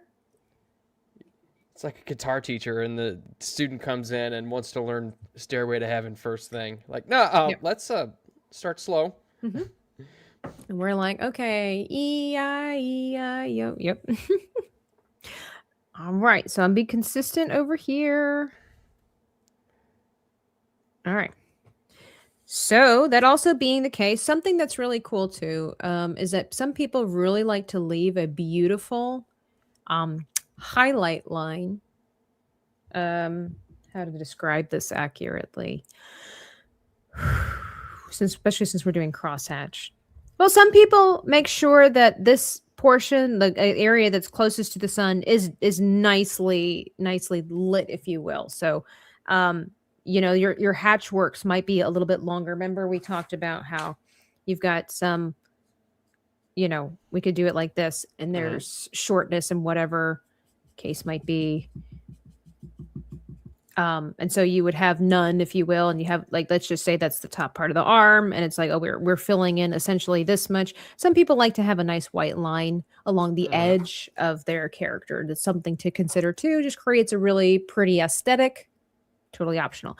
I am going to put cross hatching in one direction. I'm going to do hatching in the hand here, in the palm. And then I will only cross hatch in the very center of the palm because that would be the darkest. Now, I always tell people I've been doing this for a while. Do not be discouraged if your picture does not look like mine. Number one, why would it? Again, like I said before, I'm left-handed. I sit differently than you do, so everybody's image is going to look differently anyway, but also due to experience. I do this every freaking day for hours. The muscle tone that I have developed in my shoulders, my back, my forearm, my fingertips is highly trained for this scenario. If this is not something that you do every day, do not be surprised if some of your line work might look a little lazy or chaotic or whatever. You have to learn that. It's kind of the idea of like somebody going in and lifting weights and whatnot. If you're not trained to do that regularly, how are you expected to hold something the right way or lift longer or whatever the case might be? You can. I also explain it where it's like if you're starting something new, don't expect to be good at it. That would be like expecting a child that comes out of the womb to know how to run. Humans are meant to run. They're meant to walk. This is a natural part of life, but it's also something that has to be learned. And developed. So if your picture doesn't look as good as mine, well, yeah, I've been doing this for years. Why would your picture look as good as mine? So it's not that you're doing it wrong. You're just inexperienced.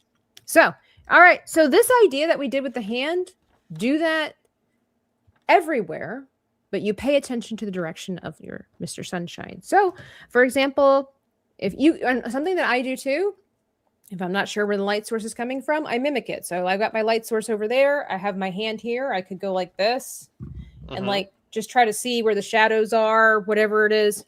The other day, I actually had Nomi. She was like holding her hands up and I was modeling for me so that I could figure it out, So in the forearm here, I'm just going to do some hatching because whatever the hand's kind of draped over. So underneath of it, there would be some shadow work. You would choose the difficult route with this, Moss. I like to make things difficult. What can I say? Yeah, you're making me work. I'm like, how do I simplify this? How do I tell somebody that's inexperienced how to do this advanced method? Good for you, Moss. I like it. Good for you. He likes a challenge. I like to jump in the deep end here. He do. Thank you all for hanging out. By the way, be sure to hit the like button if you're enjoying this. Tomorrow morning, brush hour, 10 a.m. Eastern Standard Time, as well as on Tuesdays, we will be continuing our artistic journey. This also is going to count for my drawing of the day. I've actually been working on stuff. I've been undertaking Kesh Art's 365 Draw a Day challenge. Draw something, anything, for 10 minutes. Every day. If you follow me over on Patreon, you'll see my updates over there, and it's fun. It's going good so far. It's going well, sort of. It also shows me that I need to draw in the real world more often. All right, we got an armpit, so clearly there's going to be darkness over there. So whatever is the furthest away from Mr. Sunshine, which totally makes sense, would be the darkest. So maybe do hatching for most of your shadow work and cross hatching for your darkest portions. Does that make sense? Yeah. Absolutely. Okay. Okay. By the way, I don't think I explained early on. I just took it for granted that people knew who you were. But Moss is many things. But why would you like to explain what it is that you actually are here? Besides a cookie? A man, a cookie.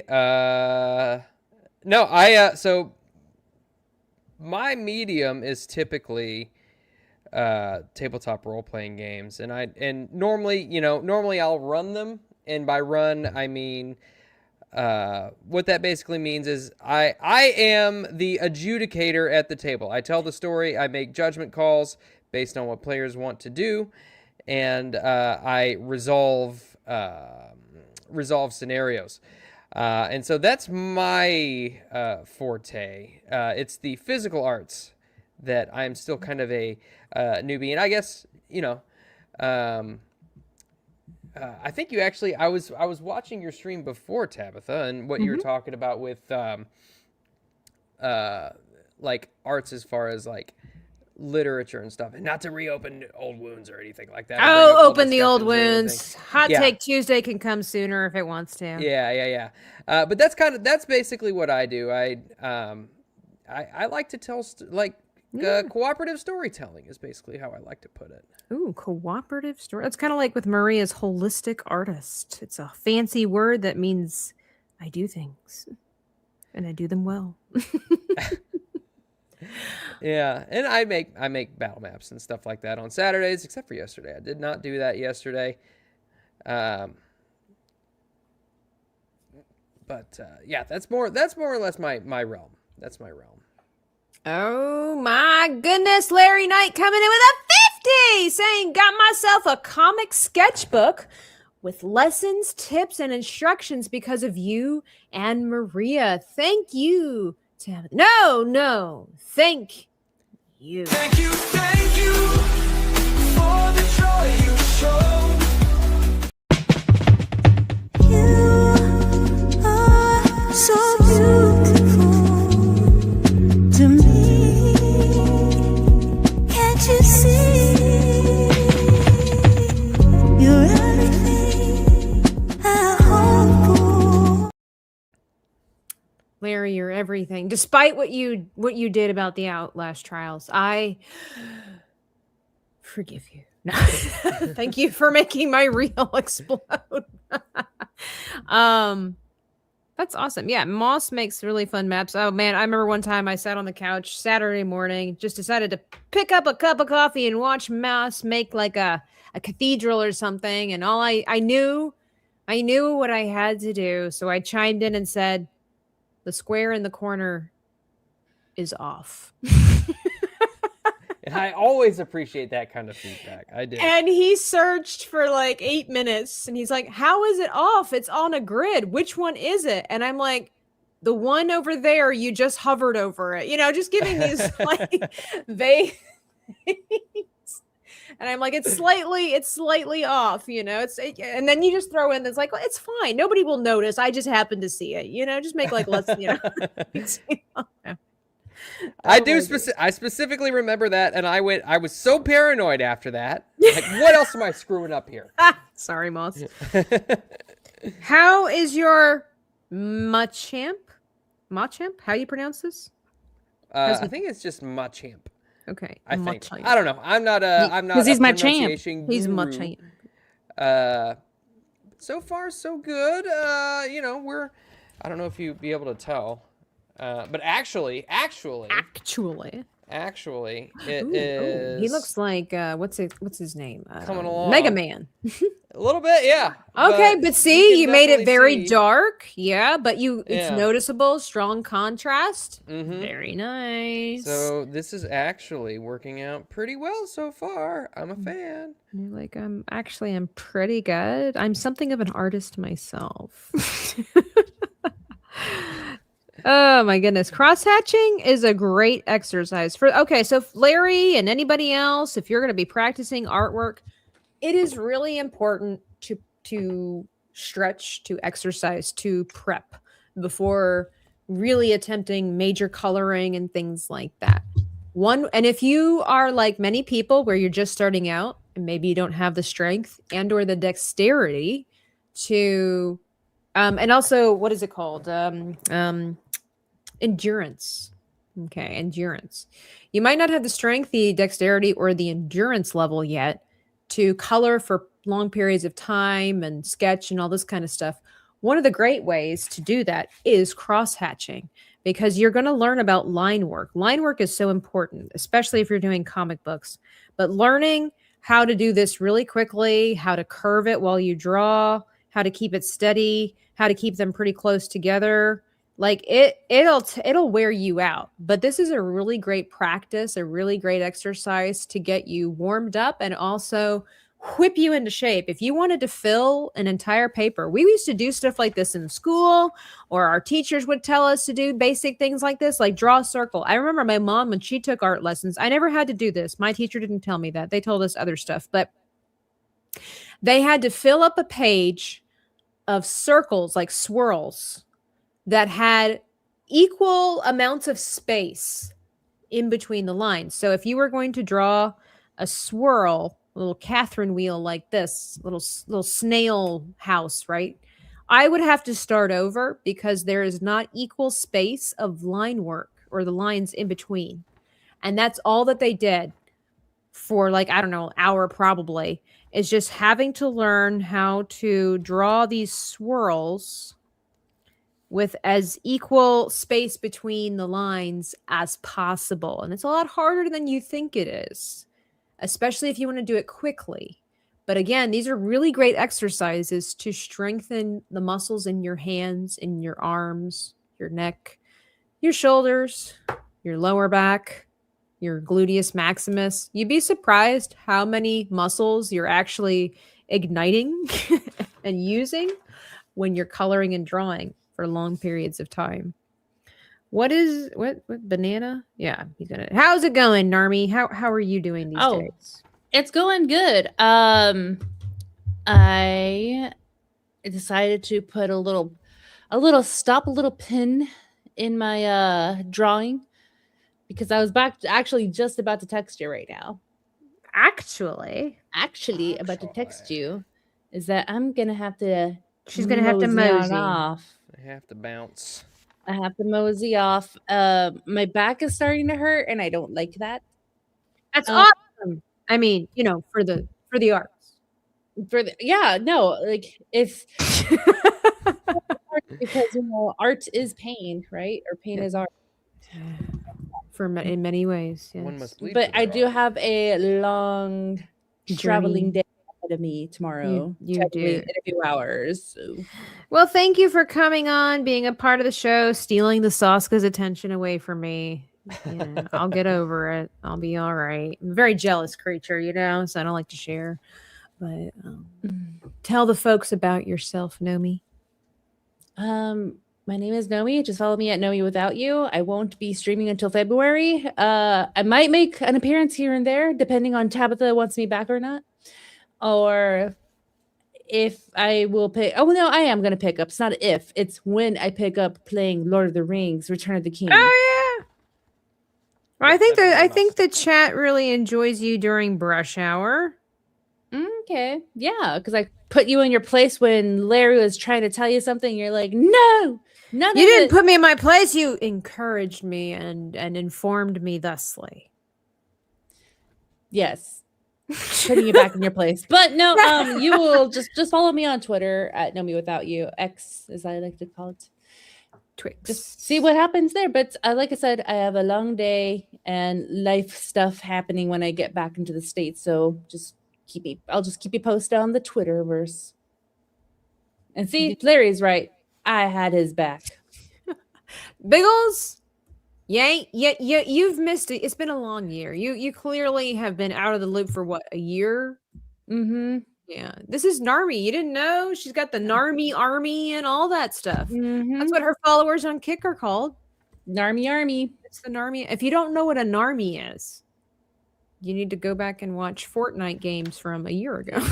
That means you haven't been really watching us. You haven't really play. been watching. Yeah. You don't know We the lore. have You don't we know the have lore. excuse me, we have grown since we've last asked, what does the purple gun mean? What does the blue gun mean? How do you do this? And now we're like, look, he's over there 100 meters away.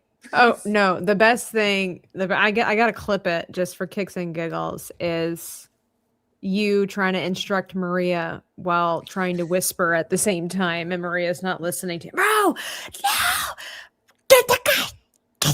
Come here, no, Maria. Yeah. You were about to have an aneurysm. That I was close to having an aneurysm. I was Poor about to be Maria. like, She did so good. She really did. good. But yeah, I was like, Maria, come here. She was like the treasure chest. Right here. I blame her Canadianness. She was just too afraid to be okay with shooting individuals in a video game. Yeah, she is. But Moss, I wish you luck on your drawing endeavors. Thank you. Thank you, Tabitha, thank be a you. good teacher to Moss. Always. I'm nicest person on the internet to Moss most days. Actually, that's true. It's probably true. Yeah, consider the other boost he gets from the other friends Yeah. he has. Yeah, But yeah. that's not me, but you guys have a good night, and I'll talk to you guys Safe later. travels, Narmi. Safe travels, Nomi. Okay, bye. Biggles says I don't pay that close attention. Oh, Biggles had asked something about. So he said something about Wednesday for you. Oh, Wednesday. Oh, did I miss that part? I'm trying to find it. Not Moss. Biggles, you might have to resend that message. I'm having a hard time finding it. You were asking something about Wednesday, was it? Biggles? Yeah, so we've got a thing coming up Wednesday for yet another TTRPG that Biggles is a part of. Oh. Yeah, a live stream. So looking forward to that. I don't know if the Game Master has revealed. Do we start Wednesday? No, we're doing a character creation stream on Wednesday. Oh, and you know what? I just thought of this, and it's probably an inopportune time considering that you and Nomi were originally talking about it, and then she just now left.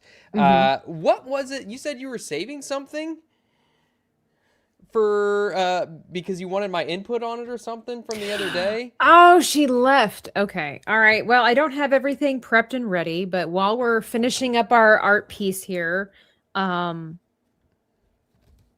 which, by the way, before I get to that part, I don't know if we'll have time. Because I mean, we're going on 2 hours. We still have a lot to do. I don't know if you would like to have another stream where I teach you how to use coloring pencils to enhance your artwork. We could pick another Pokemon if you would like, because it's Sure, going why to take not? a while to finish all this, that, and third. And then if we're going to try to do coloring pencils, we could be here for 4 hours. So. Oh yeah. No, by all means. I am actually. I feel like I'm learning a lot, so I'd be more than happy to do this again. Sure. Yeah. Practice As long makes. As long as the chat's cool with it, as long as you're cool with it, I'm down. I am. Okay, so the hot take. I was gonna. All right, here we go. We're see how this goes. We're having a freebie hot take this Sunday evening instead of on Tuesdays. For those that don't know, during the brush hour, we have Motivation Mondays or Makeover Mondays as well, and then Tuesdays Hot Take Tuesday, where we give the spicy opinions and thoughts and prayers to people, and then we discuss it. Fortunately, we have a really wonderful community here, where we like to have interesting, sometimes tough conversations, but actual discourse. We're not arguing, we're not fighting. We don't do that around here, but it's like, let's share some ideas and let's talk it out. Let's better understand one another for the greater good. Because Tabitha is sick and tired of seeing men and women, adults, by the way, fighting and pointing fingers at both genders, saying men are the problem, women are the problem. At the end of the day, humans are the problem. Men and women are different. That's designed and ordained by God. Yeah, there are things that are quirky about both of us. Neither one is perfect. And we have to learn how to get along. And when we better understand how we think and why we process things the way that we do, and also understand that we'll never fully be able to understand one another due to our gender differences, the happier we all will be. So Moss is one of the few guys I've ever interacted with where he listens and ponders and then gives a very, I don't know if I want to say educated, because you're using, it's not that you're using your, I mean, I guess you're using your education, but like you give a really strong, very well articulated point of view. You give us some insight into the male psyche, because obviously people like Nomi and myself, we cannot understand these things. We could maybe theorize, but we'll never fully know because we're not dads, you know? I know I can't unless, but that would require people taking gasp responsibility. Okay. You gad. So I had the video, but I would have to kind of, it's got some language in it. Oh, well, Just give me the TLDR if you want. Yeah. So there's this one lady. I don't know if it matters what she does or who she does. It's more about her general statements. So she was in an interview. I'm not sure how the conversation started, but the point of the conversation was that she said, men, brace yourselves, okay? All right, let's go. She said that men are naturally more submissive than women. It's funny that, so it's funny that you make that face, because when I'm about to layer it out, because I from what I understand, men don't like, first and foremost, it's funny because men don't like to hear that, which is interesting because it's expected for women to be submissive. But for some reason, it's almost like an insult to say that a man is submissive. Mm-hmm. When you look at the definition of submission, it's genderless. And it's an action that is taken through humility, which has nothing to do with men or women individually. But this was a really fascinating argument that she had. And it was actually a compliment if you really listen to what she's saying. It's actually pro-men, but it gets taken as anti-men. She said that men are naturally more submissive. If you look throughout time and history, and even current day situations, who predominantly takes up the military? Men. Who predominantly makes up the task force around the world, the fire department, the police, things like this, even in business? Men. Men are okay with being told what to do in order to get a job accomplished. This is a good thing. This is why they are so good at being in the military. Whereas when you look at females, they have a natural response to go against being commanded, if you will, right? Being expected to do something simply because they're told to do something. Because even in everyday conversation that I've had with a lot of guys, one man will look at another and be like, hey, can you hand that to me? And what does the guy say? Sure. Sure. Most of the time, you say, hey, could you hand that to me? A woman might say, sure, what for? We are naturally more curious creatures, and we don't like being bossed around. There's something about that is inherent in females that they don't really like to be told what to do and without explanation. Men typically are okay, in a general sense, being told what to do as far as accomplishing a goal. I think This is why, if I might, this is why she's like, women don't do as well in the military as men. I think the military is a little bit more multi-layered than just that. I can definitely see where you're coming from.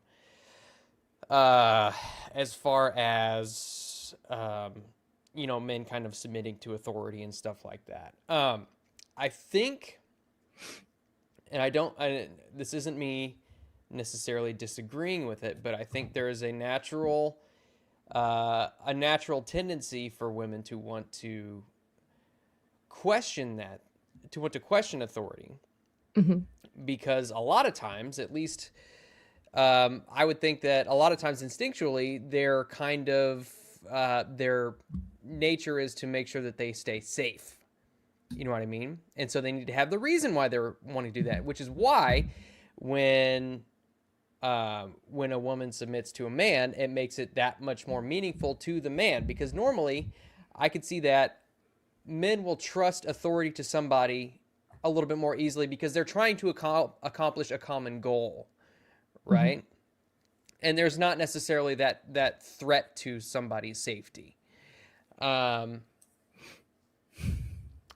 And I'm not saying that, this isn't me saying that also that there is an inherent threat to a woman's safety, but I think that that's something that all women have to consider. What they it's say, conscious or women are not. meant to be protected, right? Like, Yeah. that's the kind of the idea. Women are supposed to be a valuable asset that is meant to be protected.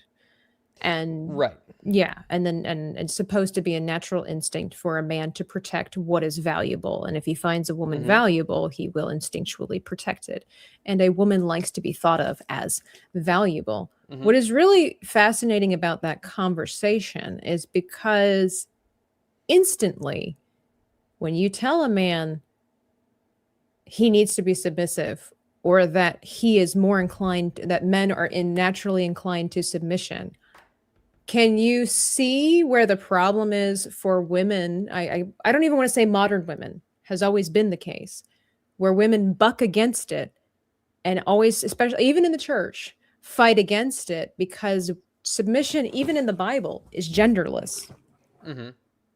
But when you tell a man that, like, I even saw your face. You were like, Yeah. and it's yeah, like, it was. why? Why is it such an insult to be told you are submissive? Because that's not what men strive for. Women don't strive for it either. Well, yeah, but at the same time, a lot of women will say that they want a man that they would feel comfortable submitting to. I don't know that you'll ever find a man that will say the same. I don't know that I've ever met a woman that said, I'm looking for a man that I can submit to. You could probably glean it from certain context clues. Yes. If they say someone that I'm looking for a man who is willing to take the lead, take the load off of my shoulders for once, that I can trust to take care of this and that and the other thing, to take care of me, to provide for me, yada, yada, yada. Any respectable man is not going to say that same thing. A respectable man is going to want to say, I want to provide a house that a family can live in. I want to provide safety. I want to do this and that and the other thing. It's all about, it's like we were talking about the other day about, like, men are all about acts. You know what I mean? Men want to do things for their family, namely provide, protect. And I think that women are more of a nurturing capacity. And so while I can see where the argument comes from that men are naturally more submissive, I think that men are naturally only more submissive in a context outside of an intimate relationship. So they're willing to submit to authority under somebody who they trust has both their well-being in mind and shares a common goal. Whereas I think, and correct me if I'm wrong, I think that women are a little bit more, I think women are a little bit more socially competitive in that space. What do you mean by, I want to fully understand. What do you mean socially competitive? Socially competitive in that man. I think that women are a little bit more likely to do things that make themselves stand out more than others in that space. Is that Can you give me an example? I might not be fully comprehending. There was research done a while back, and forgive me because I don't remember the study. I don't remember the specifics. Who does? But it was basically talking about. Well, here I might be contradicting myself. It's easy to do. But women are a little bit less likely to. The research showed that women are less likely to note their achievements, but also more likely to backstab their peers. Do you know what I mean? So as opposed to, and I wish I could remember what the name of the study was. Men are more likely to bring up their achievements while also kind of, going about things in their own way, hoping that their merits, get them where they need to go. And this isn't an attack on character or anything. I'm just speaking in averages. But the women were less likely to bring up their achievements, but more likely to sabotage other women's efforts. Oh. I'm going to see if I can, you know what? Let me see if I can find that study, because I feel like it probably sounds like I'm talking out my you-know-what. Well, it's just that for what I'm understanding you saying, because again, we both could be, it could be that maybe you're not explaining it in a way that I'm understanding it. So I'm like, is that true? Even from my own personal experience, if I'm being honest with it, it's like, I love talking about my achievements. But it might be the context and it could be the habitat of what that's doing. Really quickly, Staccato, how you been? Gifted 20 Dreaming Tabitha memberships. Let's go.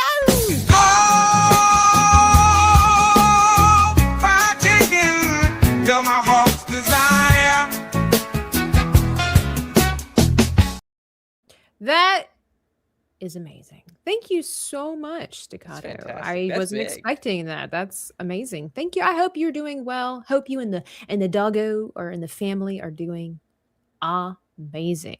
Let me see here. The chat is also saying it depends in what way. I figured that was their line of thinking, but it's cooperation. It could be also word choice for sure. Men like peace in their life. Sometimes not fighting or giving in is the only way to get it. I don't think that's the context for this conversation. Women love peace in their life too. And also women sometimes stop fighting and giving in order to get peace. And then that's when you have, like, if you're talking about like relationships, as far as like romantic relations or even friendships, that's when you have confrontation.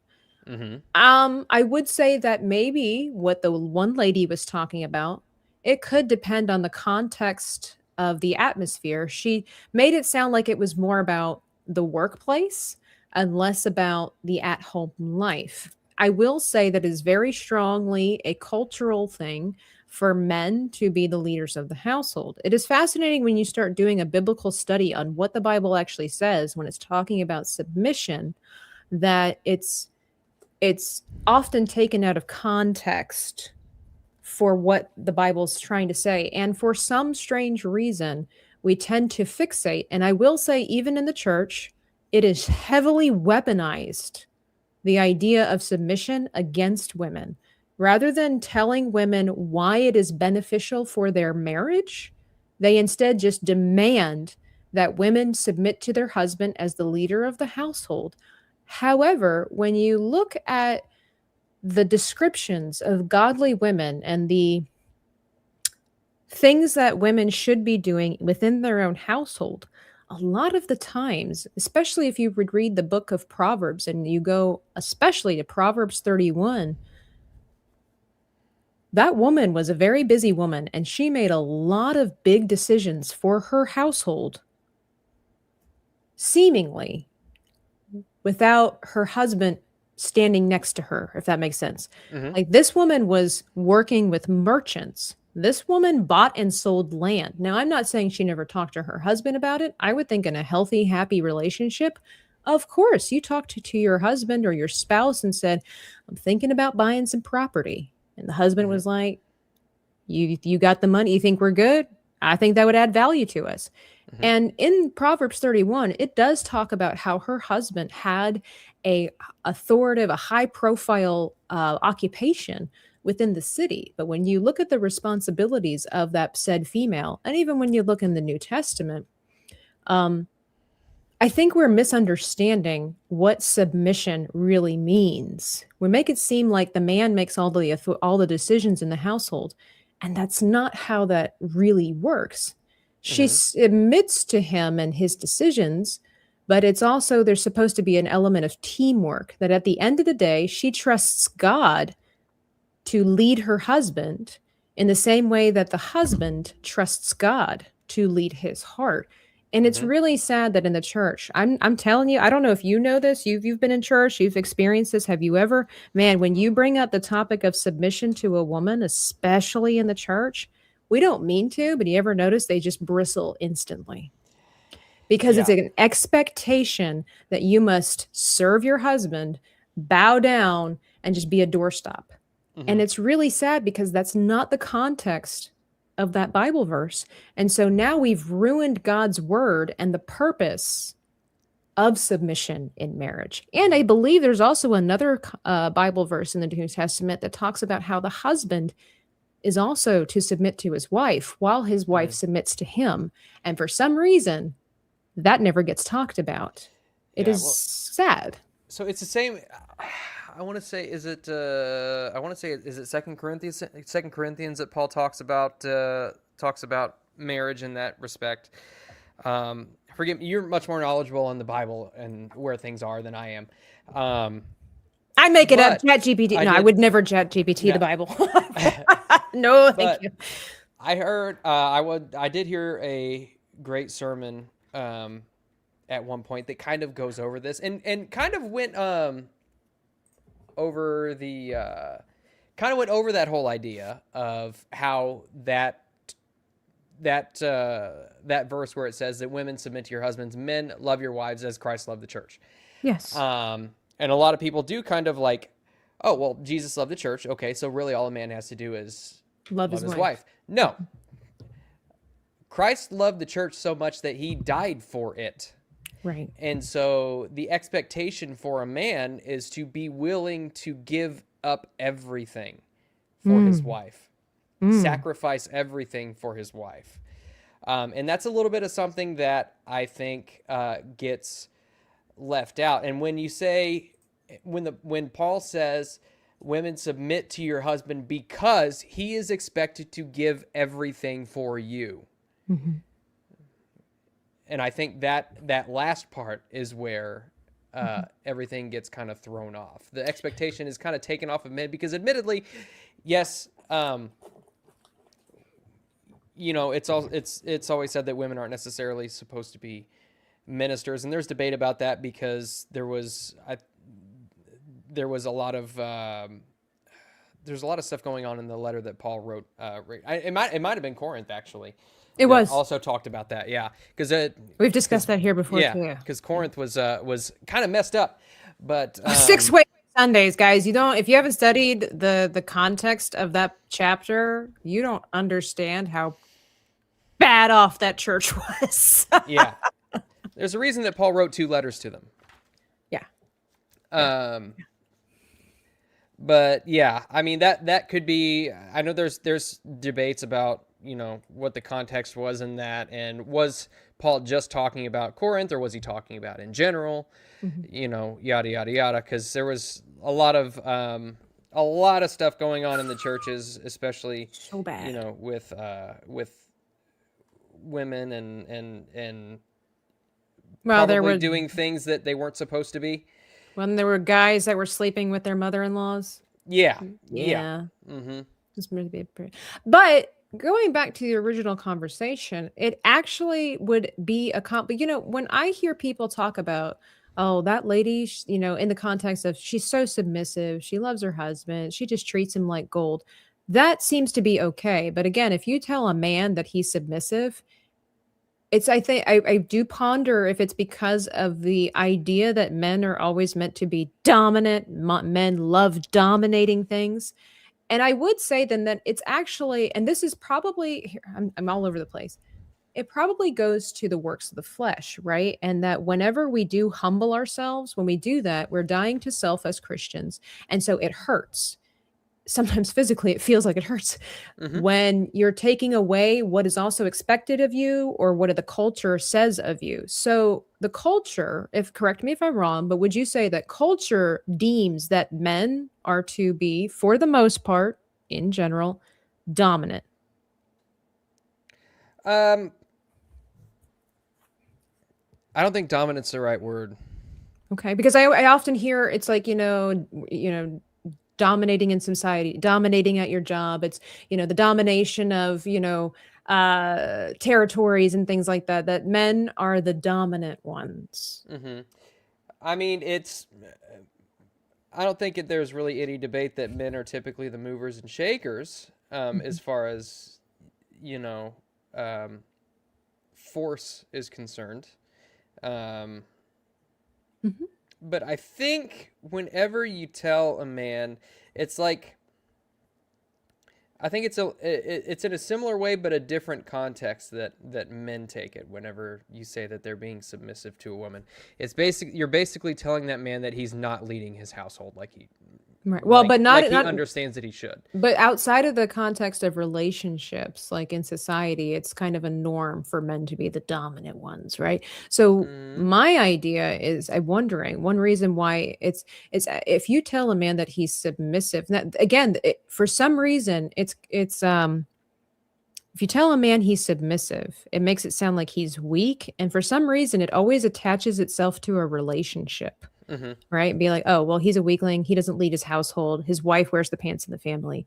But if you're actually using the word in its actual meaning, you're using the word for its proper terminology.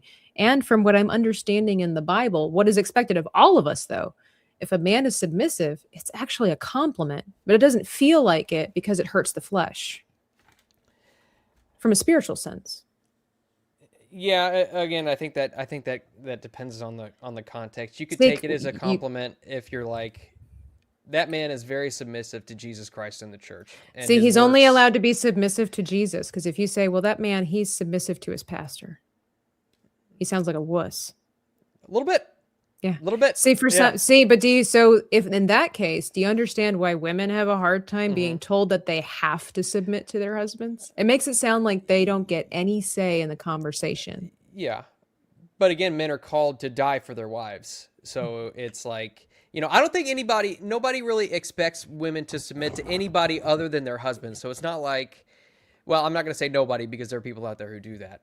But I personally am like, I wouldn't expect you to submit to anybody but your husband. And I wouldn't expect your husband to die for anybody but you. Right, which is the order of things, yeah. Yeah. And so it's kind of like an equivalent, like, I don't know if I know you're not really super into anime or anything like that. Neither am I, but there is the law of equivalent exchange is something that's brought up in Full Metal Alchemist. And basically it's just an even trade, men are expected to, at some point, if the opportunity arises, or not opportunity, if the situation arises. Gotcha. They're expected to take the bullet. It's true. And women are not. Women are expected to move on, because they are, if you have a society of 99 men and one woman, that society will die. If it's vice versa, that society will survive. Therefore, men are more expendable and thus are expected to give of themselves more sacrificially. Because it kind of goes back to the idea that women are supposed to be something valuable, worth sacrificing for, worth giving your life for. Women are supposed to be something valuable. Yeah, obviously women can make themselves valuable or not, but I find it kind of does go to the word usage. Somebody had said cooperative. Like if I would say that, see, this is again, it comes down to what are we triggered by? What have we learned? What do we need to unlearn? Because if I were to tell you that this woman said that for the most part, men are more cooperative historically than women, would that have riled you as much as me saying men are historically more submissive? No, See, because I think because submission is cooperation under authority. under authority. Mm-hmm. So if you get married, as the female, it's like if I submit to my husband, I am choosing to be cooperative, in a sense that even if he makes mistakes in his choices, I still trust him, I still love him, I still work with him and all this kind of stuff. But it's fascinating how that word submission carries such a burden with it. Mm-hmm. When you look at Jesus was a very submissive individual, but he was also not a pushover. And so I do wonder if a lot of what we have going on, men and women alike, because that word has been so abused and weaponized and been made fun of, is that we have now looked at submission as something that only attributes itself to females and makes you lesser than. Because again, it's like if you tell a man that he's supposed to be submissive, it carries this idea that he's a wuss. So women take that and translate that as, oh, I'm supposed to be a doormat. Men are not submissive. Only women are. But Right. she also furthered the conversation by saying that this is again one of these conversations where you need to listen to what actually is being said, not what you're interpreting. Does that make sense too? Yeah. Because we just had the full discussion about what is submission, what does it mean, why does it affect us so. And she was also saying, so if that is the case historically, in its proper context, men are more submissive than women. She's like, this would be proven to be so because if you look across the world, she's like, if women were inherently submissive, she's like, why do we constantly have uprisings in places like Iran and so forth, where women are constantly fighting for rights? And even in America, there was the whole women's suffrage thing. If women were inherently cooperative, I guess you could say, then why is it that there's always something that they're fighting for and they're not just settling for the fact that this is the way it is? I thought that was fascinating too, because in Iran, it is expected of women to behave. You're not even allowed to sing as a female. Oh, really? I did not know that. People here do not understand. I've had an Iranian neighbor. She's filled me in on so much information. I also follow certain ladies that literally have been hunted down ever since leaving Iran, and they fight for the freedom of women. It is illegal to sing as a female in public. It's illegal to have your head uncovered in public. There's so many horrible things for a female that you are not allowed to do because of your gender. And so she was making the argument because she herself, if I'm not mistaken, I want to say she was Jordanian. She might be Lebanese. I'm not sure.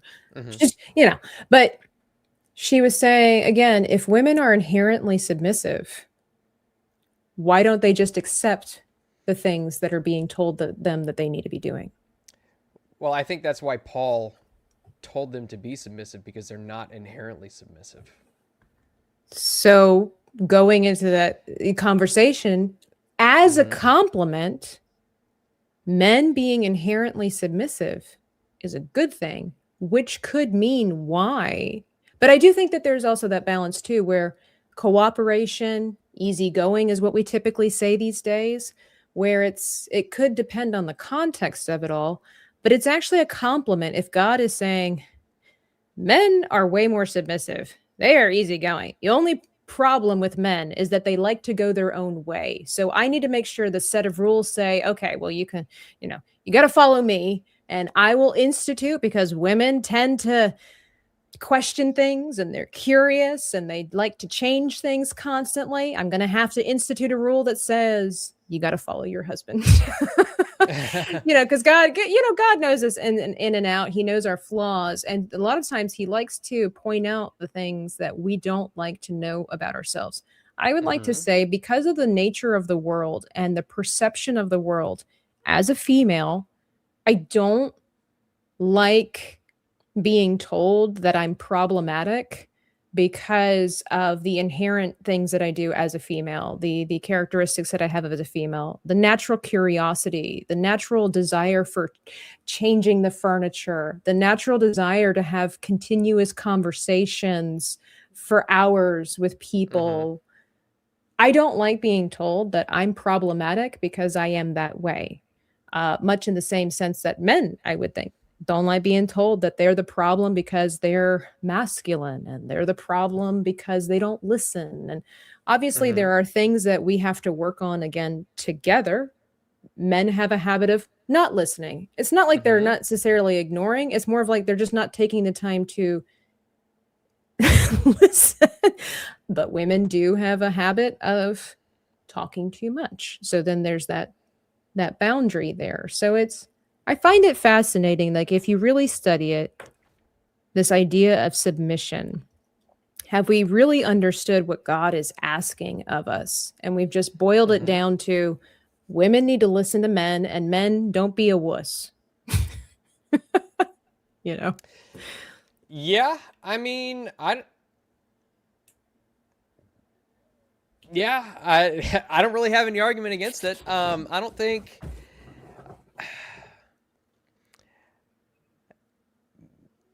I would probably need to look up the definition of submissive, because I think not listening is a protective mechanism. Okay. Thank you. Number one, first and foremost, thank you for the 10.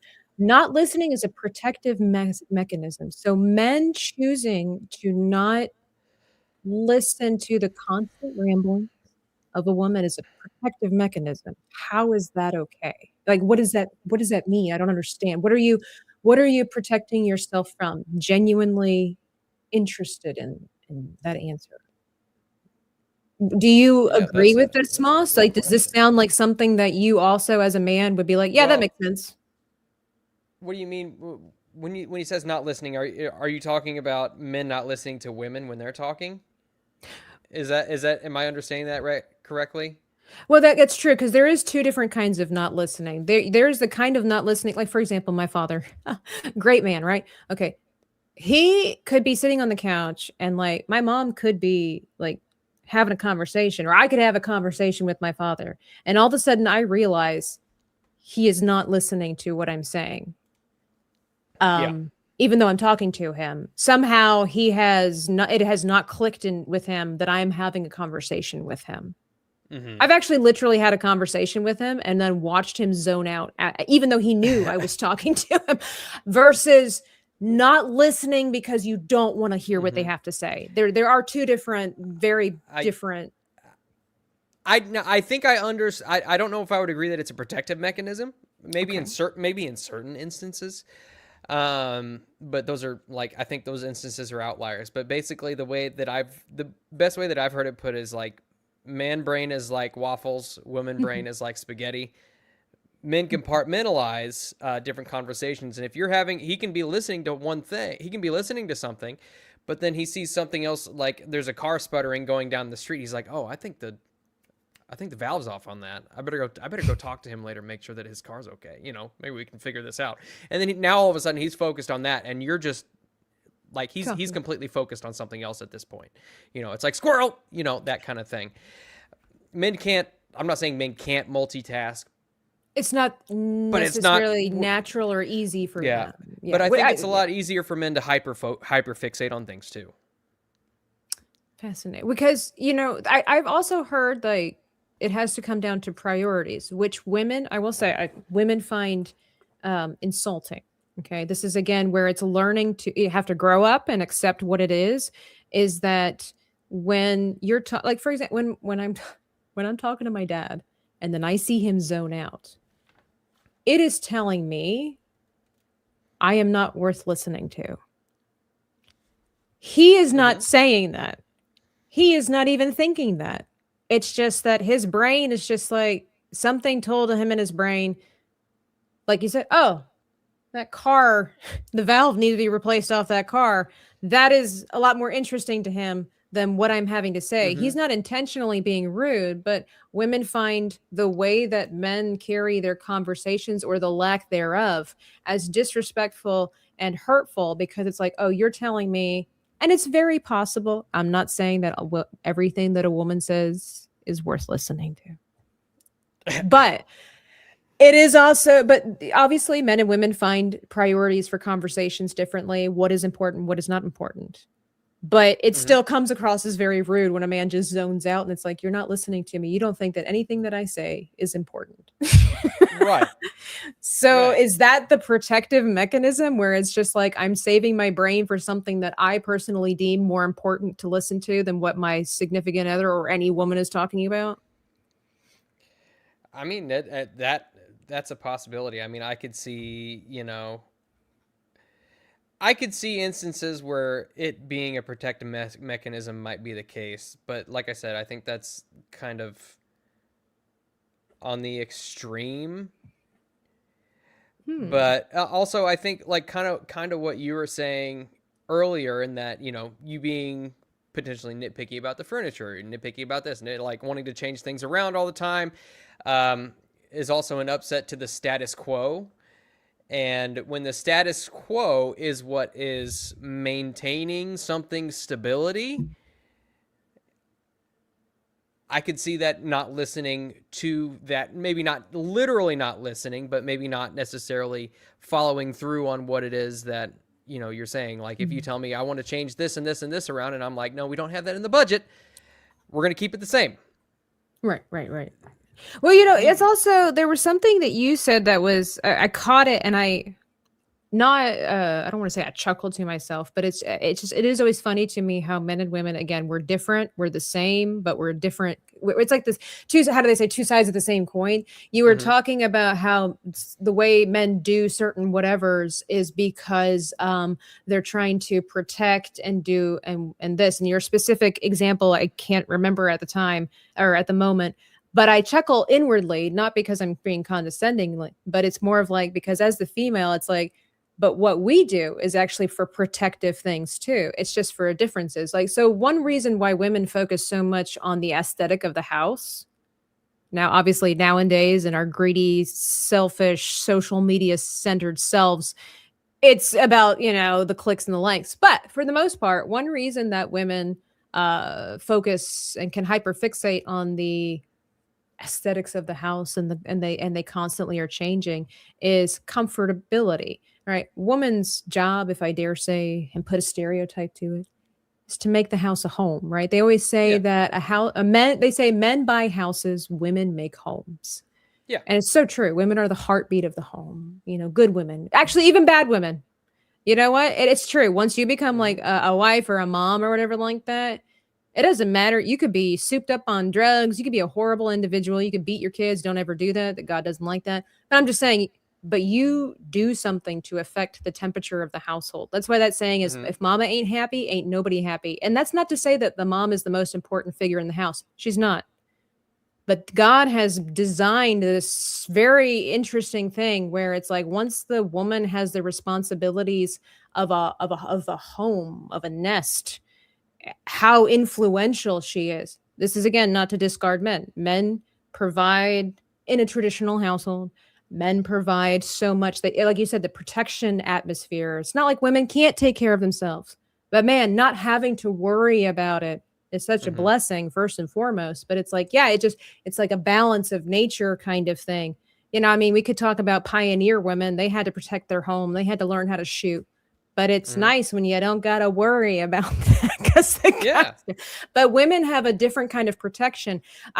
Have you ever heard a message? I know we're going long here. We're really supposed to be focusing on. Sorry about that, but I love talking to Moss because he just gives such interesting insight. I learn how to interact with men better. I don't know if you learn how to interact with women better, but I've just not been listening this whole time. you've not. I know. I could tell you zoned out a long time ago. You're just on Chat GPT, being like transcribing what I'm saying, and then it gives an answer. Yeah, I need a TLDR for this. Have you ever heard of the sermon where? And this could be very allegorical, but I do love how God kind of throws, like he's just in everything, right?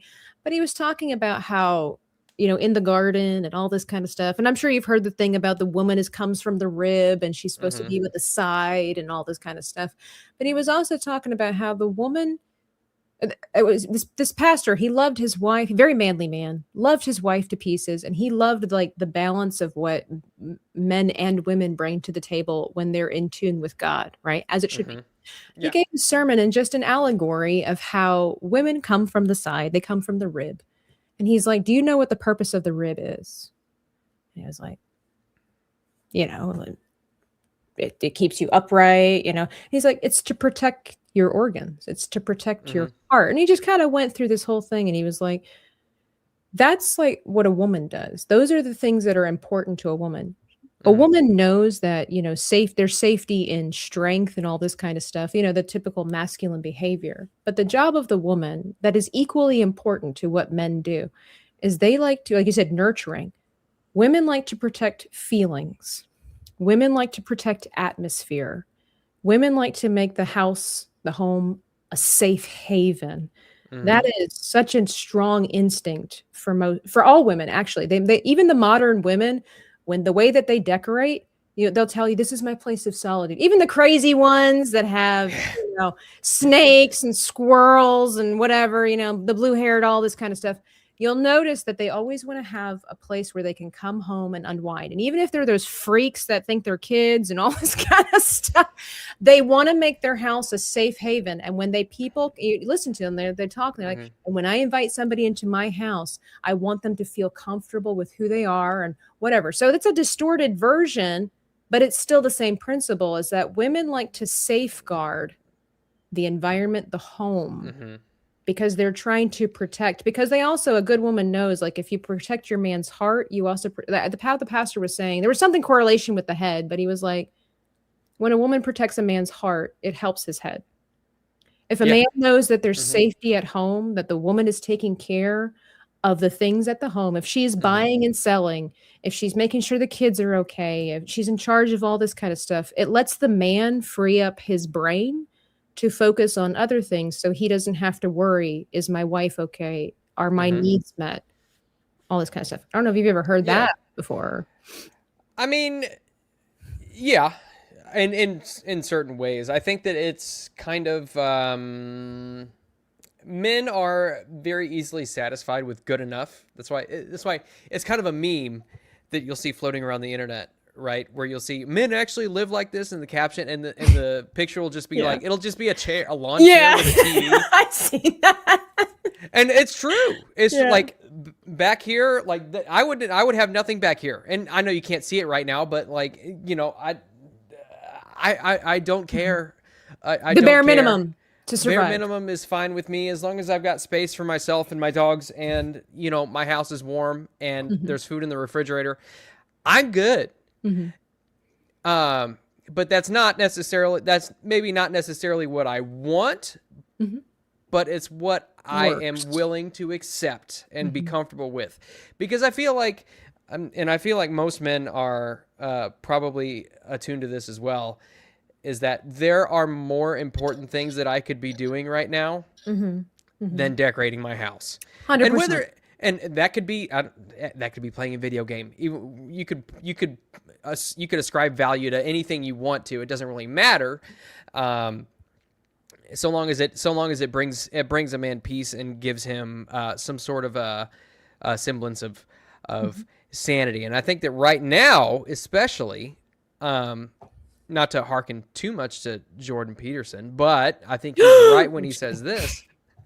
I think he's right when he says this, is that a lot of men are lacking purpose at this point. And purpose for a man is and I've probably alluded to this before in your chat, but providing, Provision. and protecting, provision Yeah. and protection.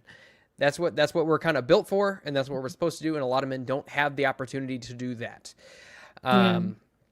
And so if a man has the opportunity to do that, and then he comes home and his home is decorated nicely for him, he's got somebody at home who does have his best interest in mind. It's like you said, it's a partnership. You know, you have two distinctly different jobs in the house. But Yeah. the two together make it work. Like I'll But go they're- out and I'll cut down cords and cords and cords of wood. If I get to come home, start a fire in the fireplace, and I have a hot chocolate sitting next to me. And somebody to You know. snuggle with you. Yeah. Yeah. I Yeah, mean, equal importance in two different areas, I guess is how it is. I think that's the thing that upsets me the most when I pay too much attention to social media is, again, the finger pointing. Like what you're talking about is so beautiful, and it seems so simple. Now, I think we all know that relationships take work. They don't come in a day. But you know what's fascinating is that I've seen it with couples as well, where, like you said, the men are like, I don't need much. However, when they have a woman that does all the stuff that women do, and then that woman is gone, the man might not need it, but it kind of like does it's kind of something miserable to without it. because it was like, that was nice. Do I need it? No, but then it's kind of like I kind of need it. Because it was almost a different part of yourself or something. I've heard it said where it's like, men don't realize all the stuff that women do at the house, but when it's gone, it's very evident. Yeah. And it's kind of sad how I think that's something that women struggle with a lot is they don't feel like they're seen because men might not, some men, not again, there's a general sense, but men have a different way of verbalizing their thoughts, their feelings. And so it just looks like they're consuming without complimenting, where it's like an expectation to have the hot food, which is not a bad expectation because women tend to expect the men to work hard. But it's we talked about the compliments where it's like, well, a guy would like to be complimented for providing and being thanked for giving us a warm place and the money to decorate and have 17 labubus on our fireplace, dear God. But at the same time, women want to be thanked for not expecting having dinner, even though it's okay. It's like, I don't want to say women are weird, but we are wired differently. Staccato wants to clarify for 10. Thank you.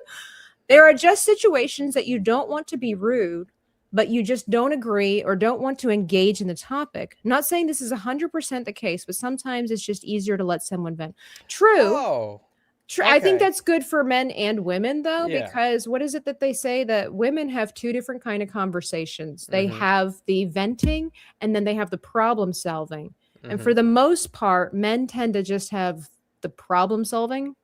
Like they don't talk about stuff unless they're ready to fix something.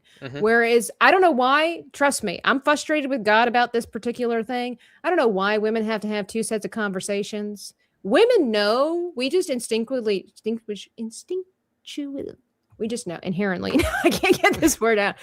When those two kind of conversations are happening, men have no clue, and then we get mad that men don't understand. But I love everything that everybody's been saying.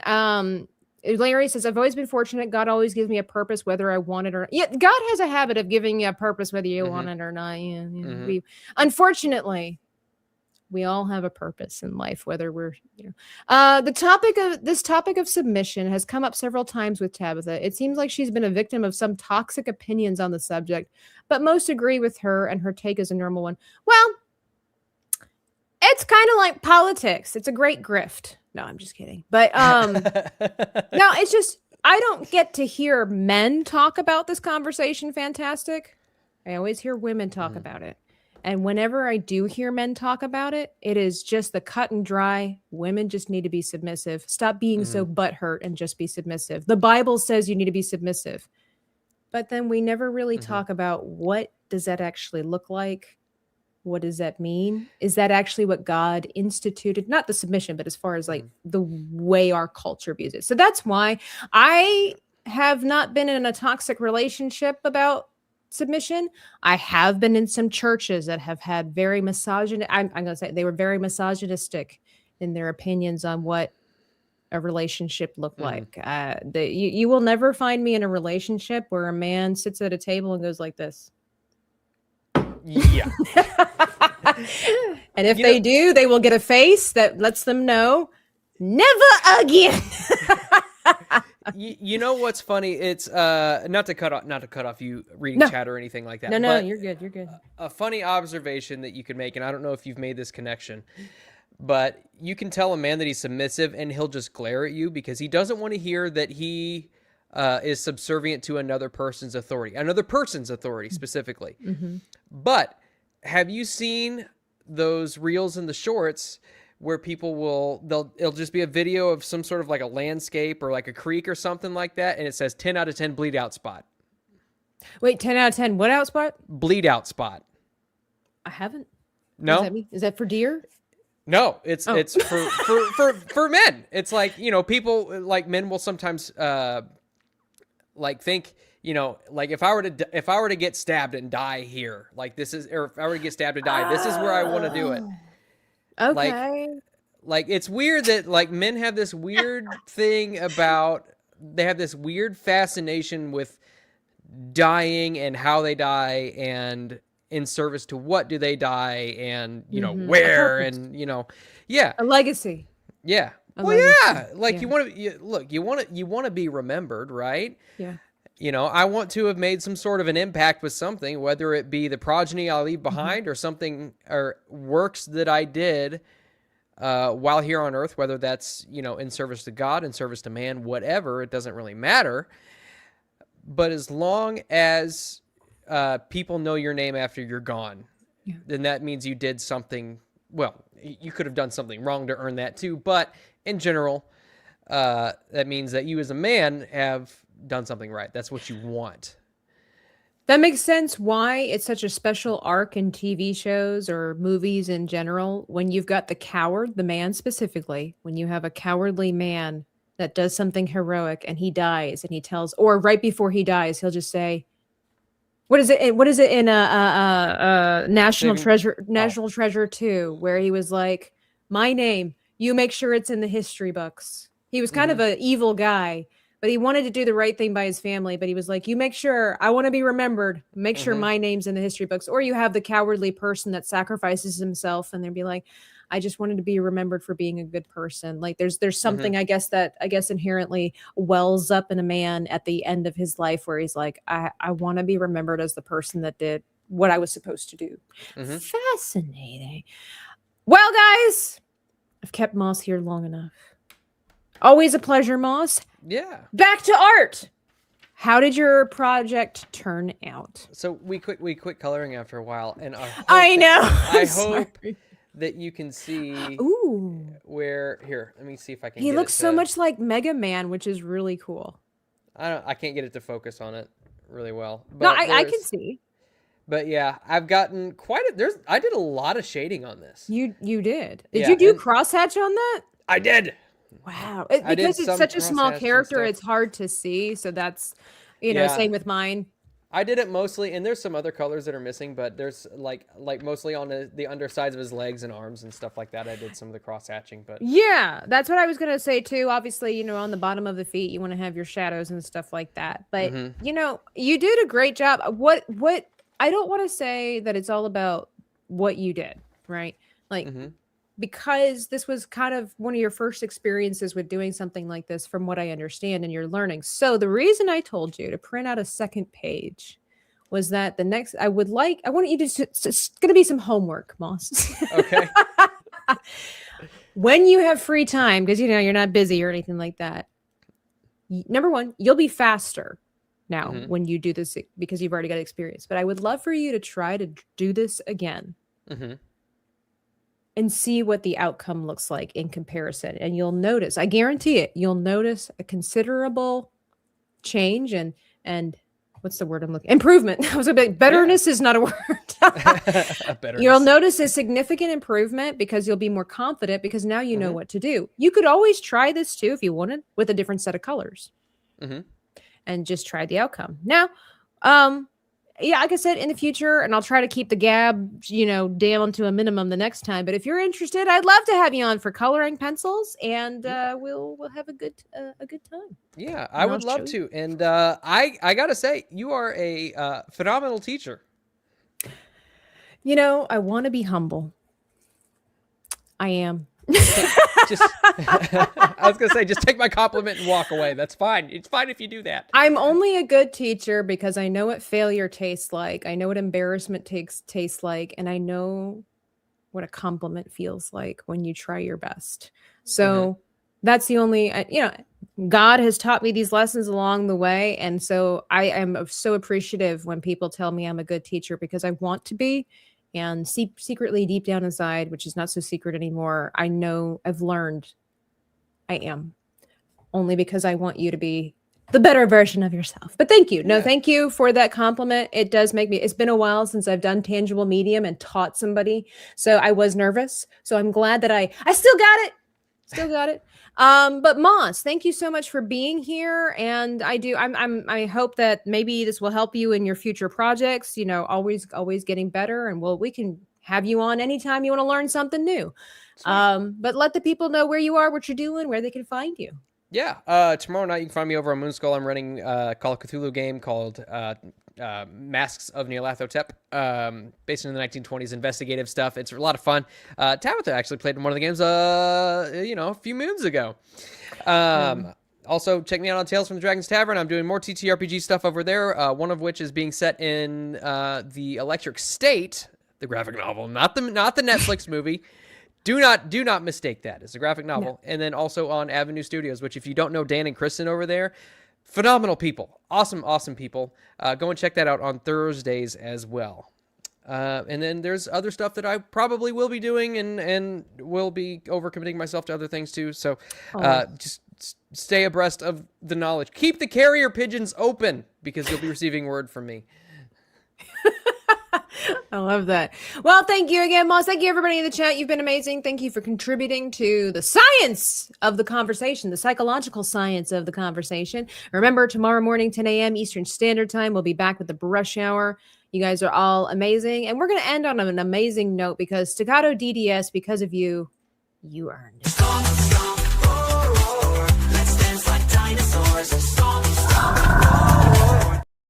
Thank you for coming to the show here. Please like and subscribe to Tabitha's YouTube channel. YouTube. It's that platform you can go and watch videos. You can watch it on your devices. Please subscribe.